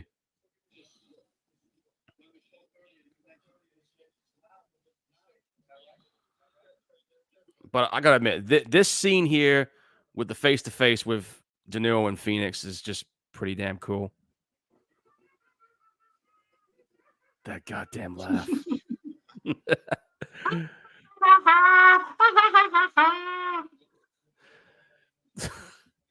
Sounds like that clown from Dead Rising. You see, the reason why Joaquin Phoenix's laugh is so creepy is because he's not really laughing. He's forcing himself to laugh because he thinks that's what he's supposed to do. Yeah. It's not genuine. No, it's Now not here's like the moment. Now here's the moment where he gets to read. his So diary. he he's contemplating now. He's changing his mind. He's becoming triggered. I don't mean triggered like in how it's known now. I mean like actually triggered. This is the real type of triggered. Yeah. You see, he's not liking this. He's not liking this. He's not liking what Murray's doing. He's not enjoying it.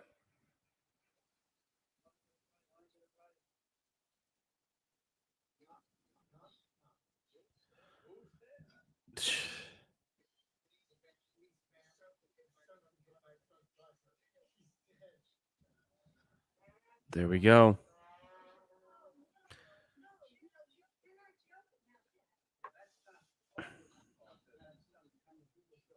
It's not a joke, buddy. This shit really did happen.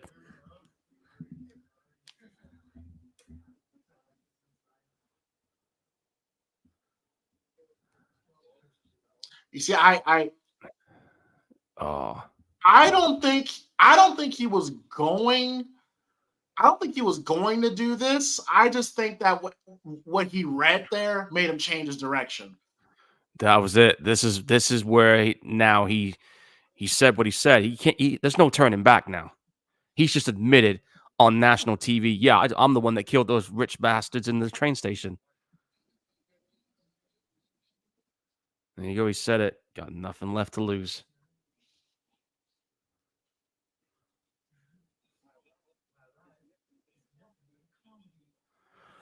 Yep.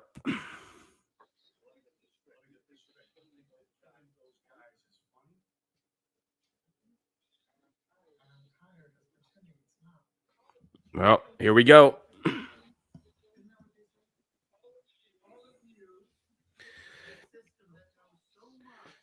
Because I remember, like I said, there was this YouTube video I saw where the guy was breaking down how these scenes were Mhm, unfolding and how he had his mindset on one thing, and then because of what De Niro says is what pushes him even mhm. further, especially that bit when he's Yep, like, "You're horrible," because he's talking about horrible people. yep. That demeanor changes right fucking there. You'll know when it happens.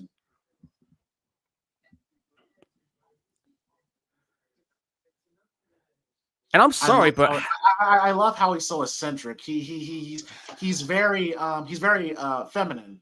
He's got yeah, a because he was raised by his mother. He lacked the masculinity and I don't want to go deep into it here, but there's proven scientific evidence of the trauma that can have on a young boy's life, not having a proper male role model in his life.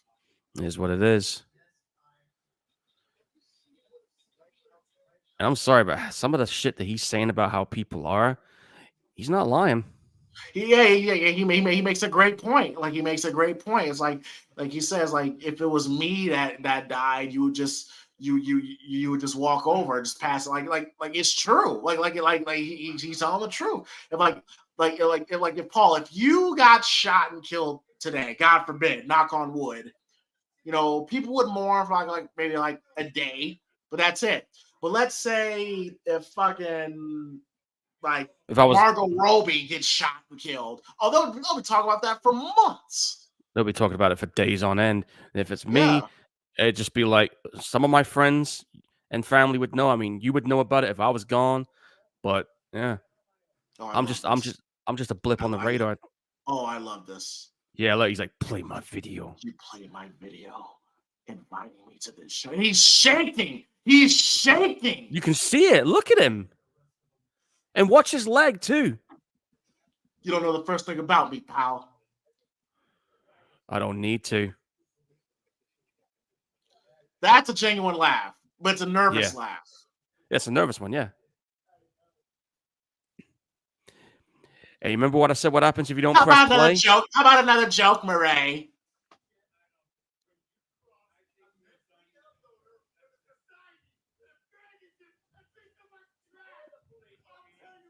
Like I said, if you don't press play, fucking hell.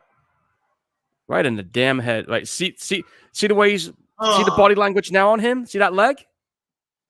It's nervous right oh there. man, I love That's it. the, That's a real laugh. That's his no, that, genuine laugh right there. yeah, that's genuine. Yep, good stuff. And if he Good wasn't dead the stuff. first, if he wasn't dead the first time, he is now. I love how he goes to the camera and he goes, "Well, that's a." And What did he always say? remember, Yeah, yeah, that's life because that's what Murray says at the end of the show. At the end yeah. of the show. And, and the TV Yeah, guys are like, that's shut the great. fuck up. Powerful, very realistically done. Yeah, Very scene, and that would have been horrific to see live. Horrific. yeah, man. Well, I don't know if you remember hearing about this on one of the documentaries. You know, there was a back in the, I think it was back in the 70s. There was this female news reporter who was ended up on a whole news station, and she actually shot herself on live national news television. She became the Oh first. God. Oh sh- God. That She would have been. literally, yeah, she literally became the first person in national TV, live TV history to commit suicide on live TV for all to Oh, see. Yeah, the I forgot symbolism the. of this song here. The song like in a white room. Yeah, and the town has gone in full blown chaos. We got a purge going on right now, folks. Some men just want to see the world burn. Well, he's getting exactly what he wants here. And yeah, it's true. There are some people out there that want to see the world burn. I've had times like that myself, but See you Ace in the know, hole? You see that? You see that right yeah, there? I saw that ace in the hole. Yeah. Oh, he is lapping this up. And what do This is all for what do him. tricksters have? Partings, Joker, like the Joker, Ace in the Yeah, hole, ace in the like hole. The Finn. Joker's hand. So intentional, absolutely intentional. The Joker's card.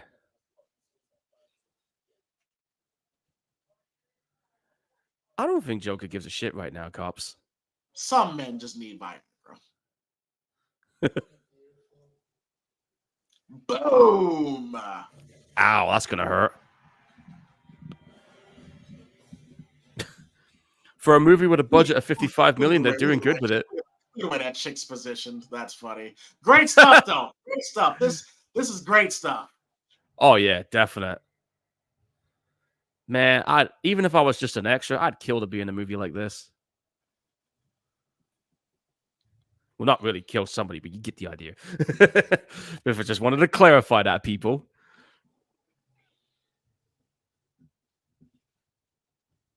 Damn, dude. And also keep in mind also another symbolism here. Um, we see the birth of two characters. We see the birth of the beginnings of Batman because this is the night where Yep. his parents Mm-hmm. get murdered, and Yep. this is the moment where his transformation is straight up complete at this point when he wakes up because technically he's dead. He's not breathing. But when Bruce Wayne's parents get killed, you notice he comes to life because right now he's fucking dead. He is dead to rights right now. Now again, yeah, blow out Zoro the gay blade. I forget. I forget. Yeah, yeah. There's these There's are a 1981 movies. Yeah. I see Excalibur on the poster. Then that's a good movie. The Wolfen, I saw that. Oh, there's Joe Chill. That was the name of the guy that. Thank God they didn't go. Thank God they didn't go the route of. Thank God they didn't go the route of Joaquin Phoenix killing Bruce Wayne's parents. I'm glad they didn't go that route. They did that. Because you got no choice. You got no choice but to have him be connected to Batman now. Yeah.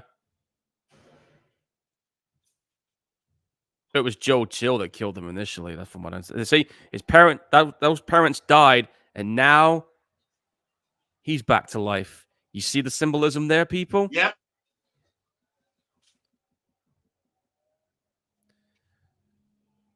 And when you talk about iconic images or images that stick out in your head, what's coming up next? Yeah, I guarantee you this imagery coming up, no doubt was seared in a few people's brains. They really could have ended this way with him on the car with his hands in the air. But having seen it the second time now, I realize that maybe that extra scene with him is needed because it bookends what I believe they're saying is that actually he's been in the hospital this entire time. And this story we're seeing has already happened.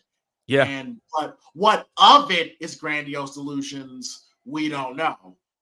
I'm exactly. not saying this is, but parts of it that are not real, and we I think see those. I believe that there's more things that are also not real, but I think this is definitely real. certainly This moment here is definitely real for him.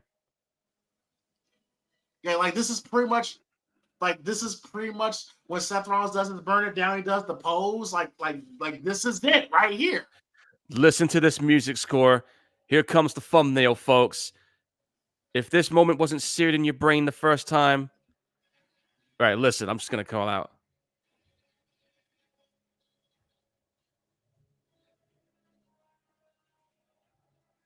Perfect, And there he brilliant. is.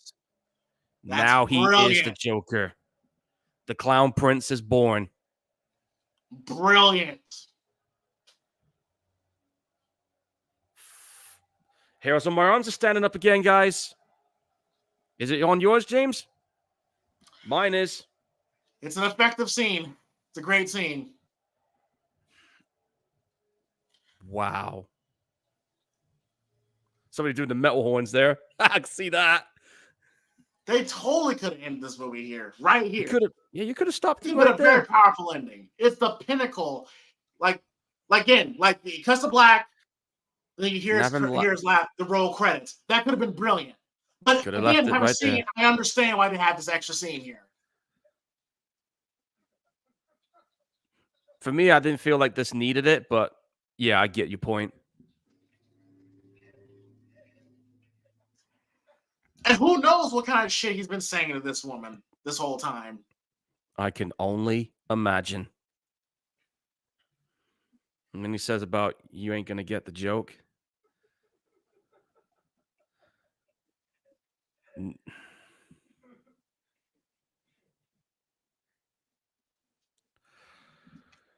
Todd Phillips, Jacqueline Phoenix.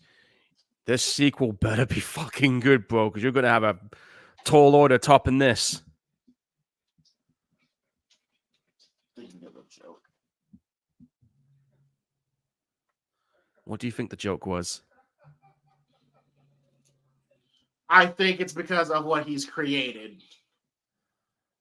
Like The this monster. rich, I mean, but pretty much that this rich kid is an orphan like him.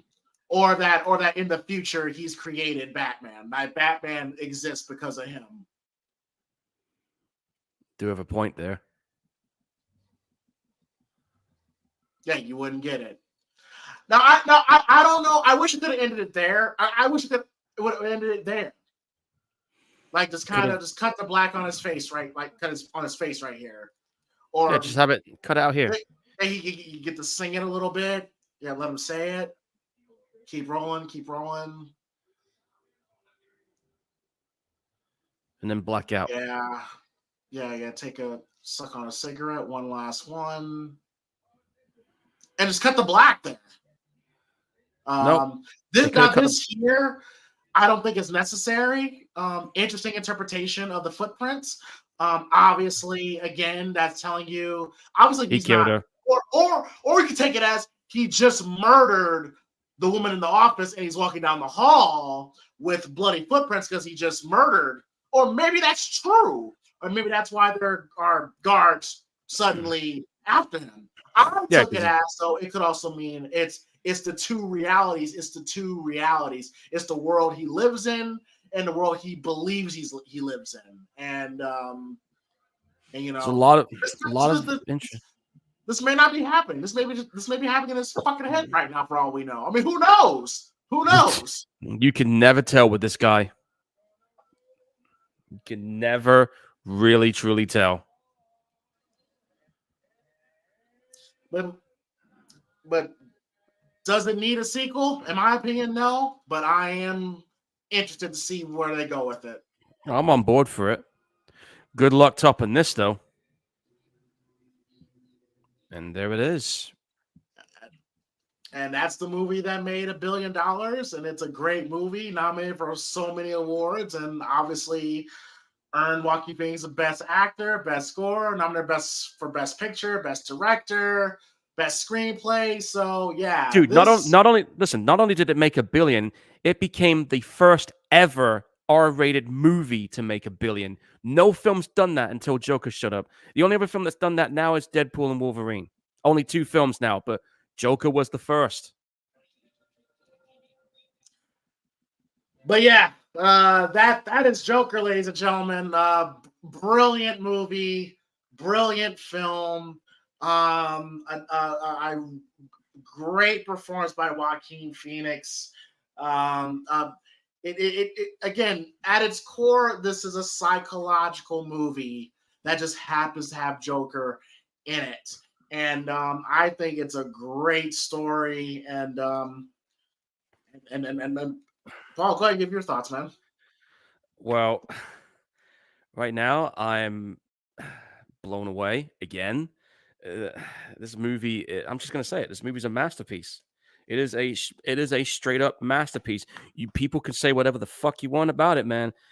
Whether you like it or you hate it, this movie has made an insane amount of impact. I mean, Todd Phillips and Scott Silver teaming up for this and putting this film together was a damn good team up, and everything about this movie was just so different. I mean, I know a lot of people when Joker was being announced, people were like, "Oh man, this is going to be like the crazy DC movies and Marvel movies that we've seen from back then." No, this is not that kind of movie.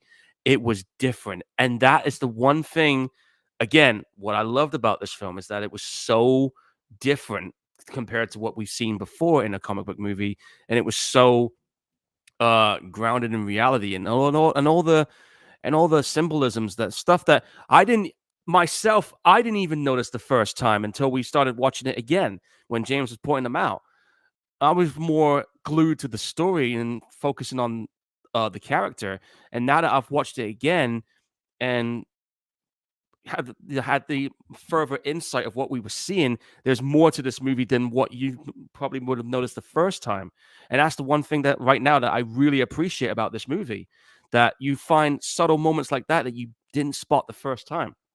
So Joaquin Phoenix as the Joker, I am gonna be honest with you right now. Um, I really do love his performance as it. I mean, the only other actor that I would say I really enjoyed as a Joker is Heath Ledger. To me, they are the top two. Jack Nicholson comes in at third, obviously. I mean, you can't take away his performance either. But each each incarnation I have seen of the Joker on the big screen, you had Jack Nicholson's for his time, you had Heath Ledger's for his time, and you have Joaquin Phoenix's for this time. And each one just kept getting better and better. But I do believe that Phoenix's take on the Joker is much more, it's much more fucking cerebral than what we're normally accustomed to seeing with with this character.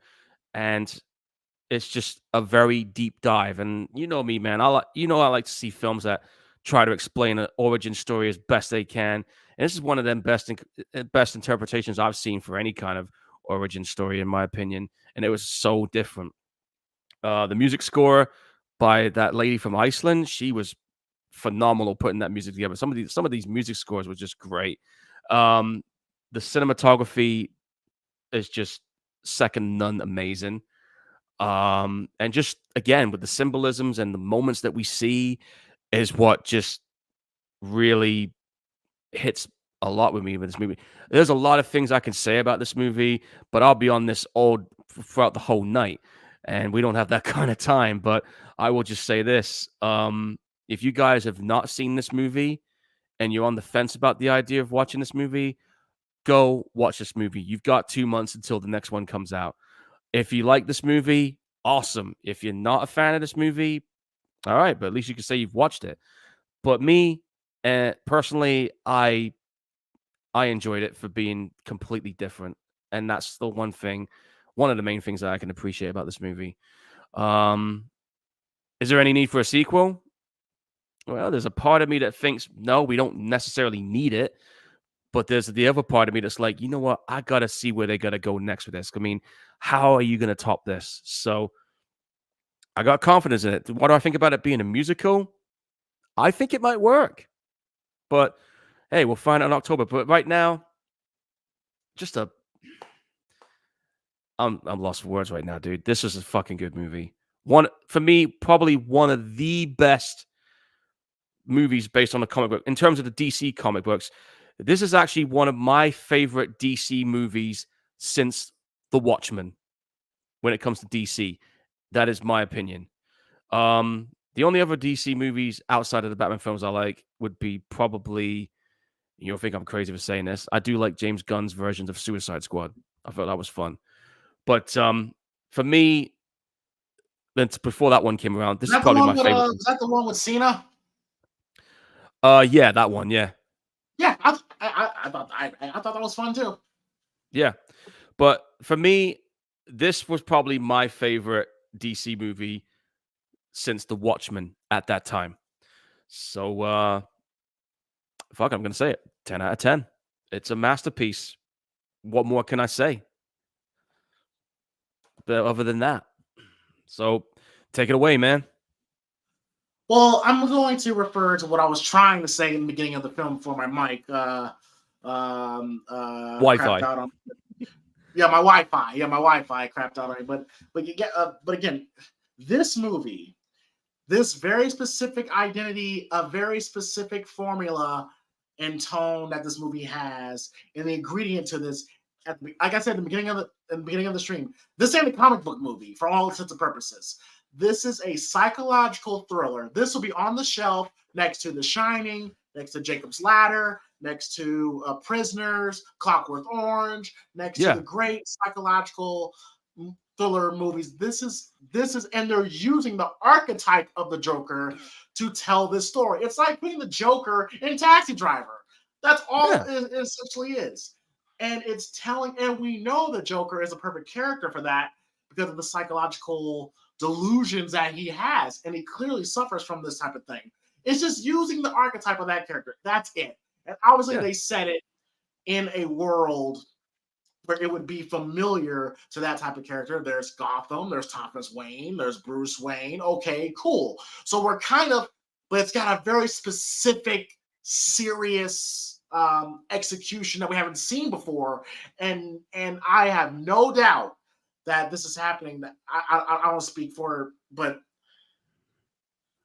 I'm pretty sure, Paul.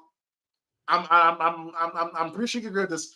Again, we haven't seen the film, but I'm pretty sure there's a small part of the filmmakers that when they sat down to write the story, they went, "Fuck," because like everything that we need to know in the story to me is in this movie. Yeah.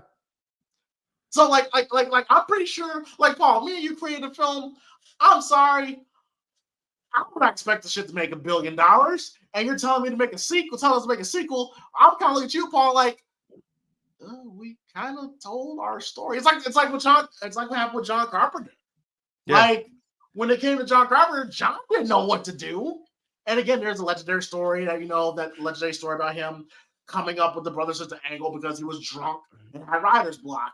So Yeah. I'm really, really curious to see that how much more can we dive into the psyche of Arthur Fleck, and we continue his rise to being the clown prince of crime, and what role does Lady Gaga play in this? Because she's pretty much going to be Harley Quinn. A little disappointed that they're not going with the whole, she's a psychiatrist route, and she just fell in love with them. She looked like she's gonna be like a part of the inmates.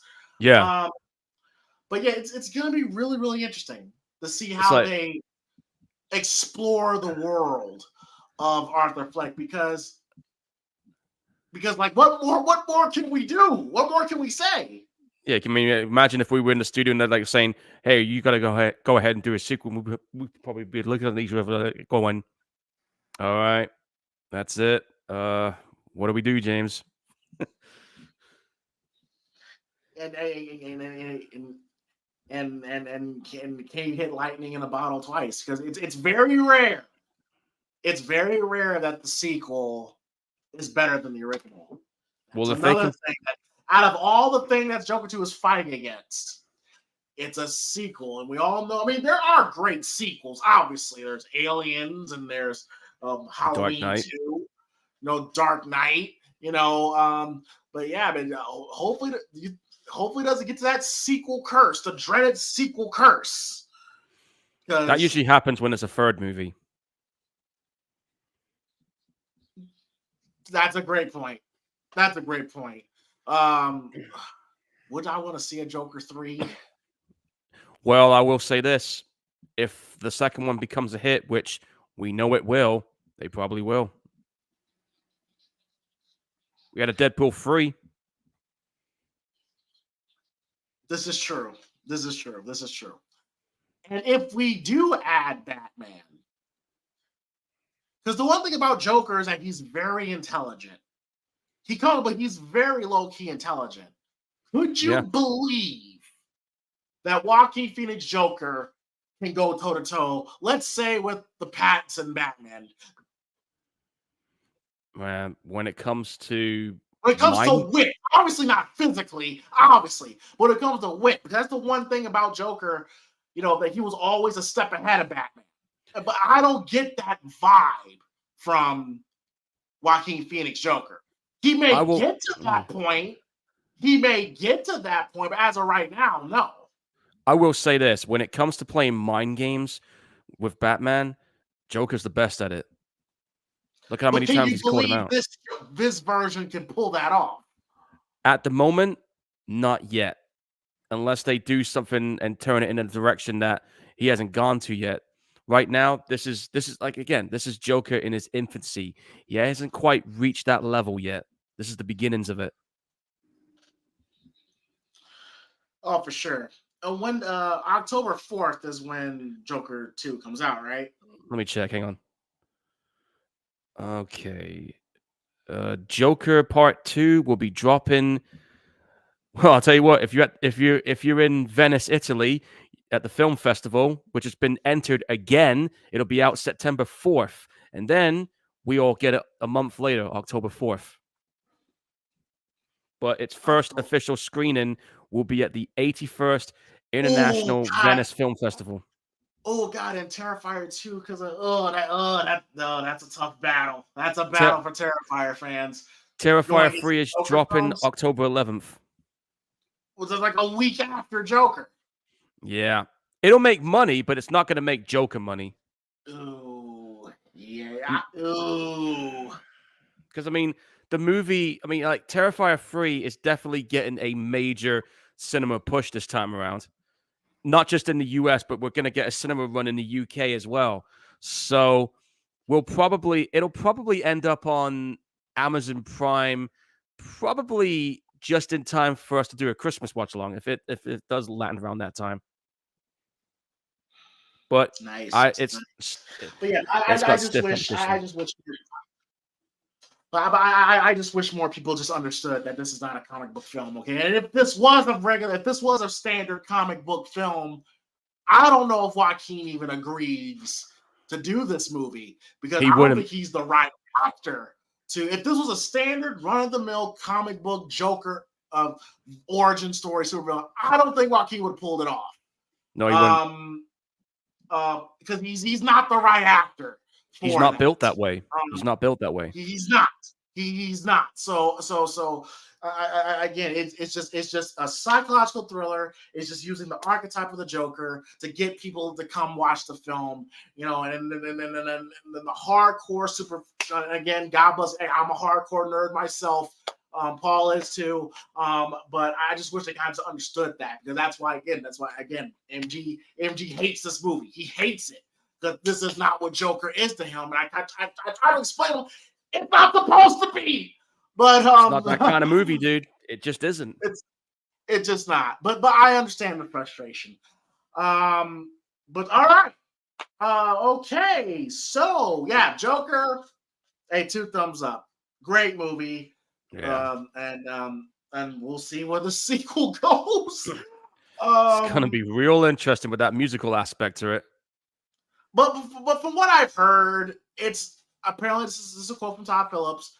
It's not going to be a musical per se, but Okay. music will have A it's purpose. important to the story. Okay. It's important to the story. It's not going to be a musical per se, but music is important to the story. So there you go. It's kind of like what they try to Uh, do with Sucker Punch.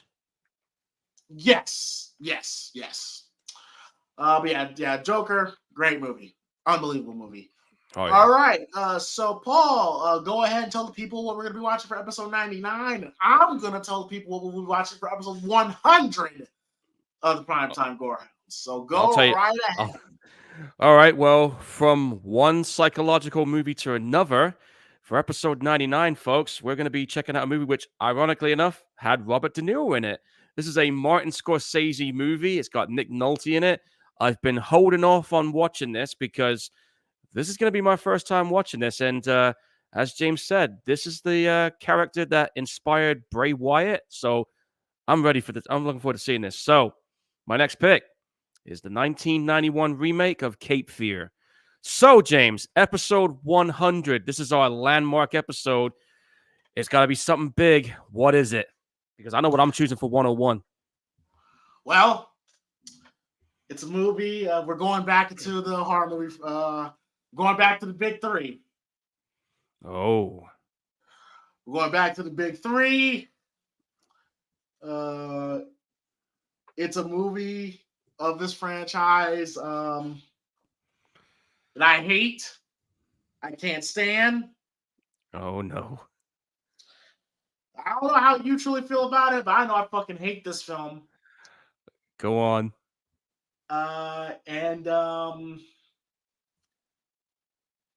they do something different. I just think the execution was poorly, especially now knowing that the director of this film went into the movie trying to sabotage the film because he was over it with this franchise. Uh-oh. So for episode 100 of the Primetime Gorehounds, will be Rob Zombie's Halloween 2. Oh, shit. All right. Well, I'm going to go ahead and do this right now. That wasn't quite what I was expecting, but I'm going to stay the course of what I had in mind anyway. So I'm gonna drop this bomb right now. For episode 101, and the clue is in the number. Uh, because James has already seen the re-release of this in the cinema already. I know what film he knows what I'm going to be talking about, but Mother, but mother, but that was. but Ah. but it's not that one. What? My next pick, boys and girls, for episode 101. Yeah. I'm going to go with the director's cut version of my favorite one in the series, Terminator 2 Judgment Day.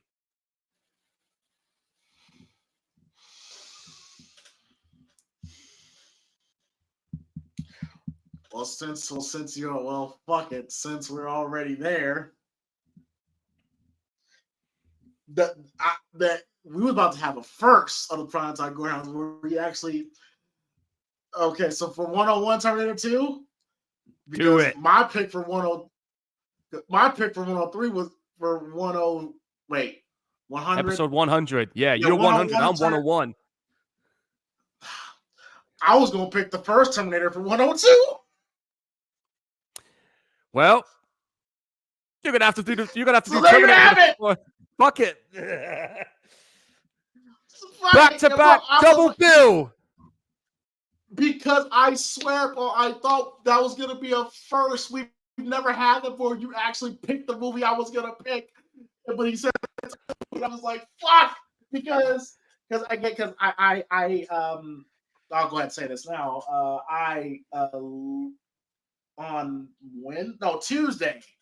Tuesday, at my local movie theater, they played the first Terminator, to celebrate the 40-year anniversary.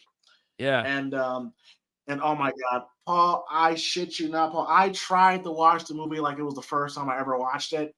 Yeah. And because I wanted to get that authentic experience of what it was like in 1984 for the first time. And I think I did a good job for the most part. But oh my God, Paul, the movie, I love the movie as it is, but in the movie theater, bro, it was such a great fucking experience, bro. It was so cool seeing the big screen. Well, don't forget, when I was 6 or 7 years old, I snuck into the cinema with my friend to see Terminator 2 for the first time in the cinema at an age when I wasn't supposed to. So, by design, by the way, James, I was kind of hoping you were going to pick Terminator for episode 100, and I was going to do Terminator 2 for 101 either way. So, it kind of went the way I was hoping, in a way. Oh, no. I was thinking about doing Rob's on Halloween 2 for a minute now. Terminator, the first Terminator was going to be after it. I know, but I was saying, I had that idea preconceived in my head. I kind of knew it was going to go for me. Funny how things work out, yeah, folks. Yeah, hilarious. But yeah, folks. So there you have it. So the next episode, 99, will be Cape Fear. 100 will be Rob Zombie's Halloween 2. And then 101 and 102 will be Terminator 2 and Terminator 1. So there you go. Oh, wow. So we're doing a double bill. T1 and T2. Oh, fuck yeah.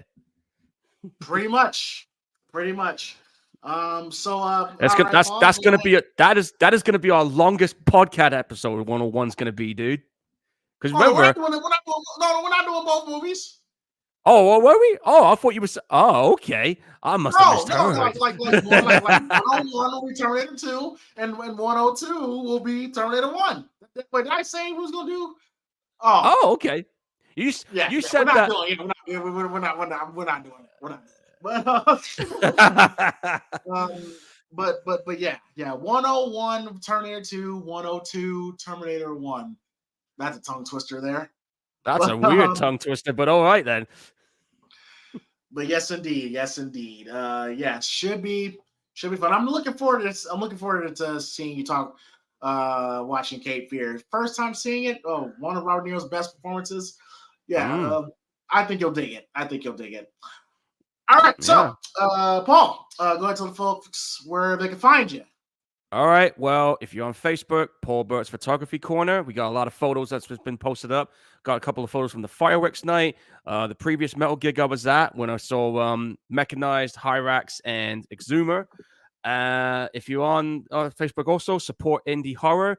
We have now officially crossed the 9,000 mark after a good 15 years of being on creating that page. We got a lot of good stuff going on there, content wise and everything. Podcasters, without your head podcast and all kinds of good shit. You can find me on Instagram as well, Paul Gorehound Burt, Twitch Gorehound 1983. I haven't streamed for a while, but I'm thinking of doing it now that I have my new costume. And you can find me on Blue Sky also. Blue skies, blue skies. Oh, sorry. But yeah.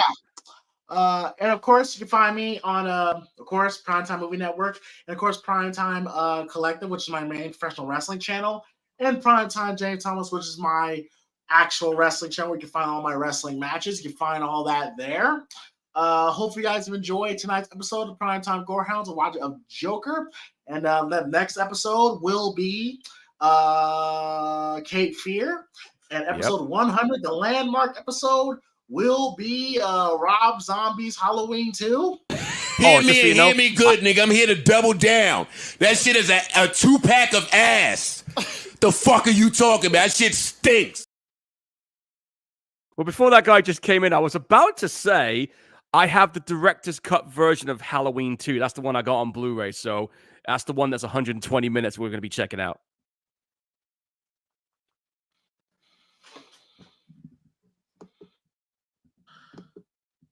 You've not seen that version, have you? Oh, I've seen them. Trust me. Well, that's the one we're doing. And like I said, don't forget, Terminator 2 is definitely the director's cut one.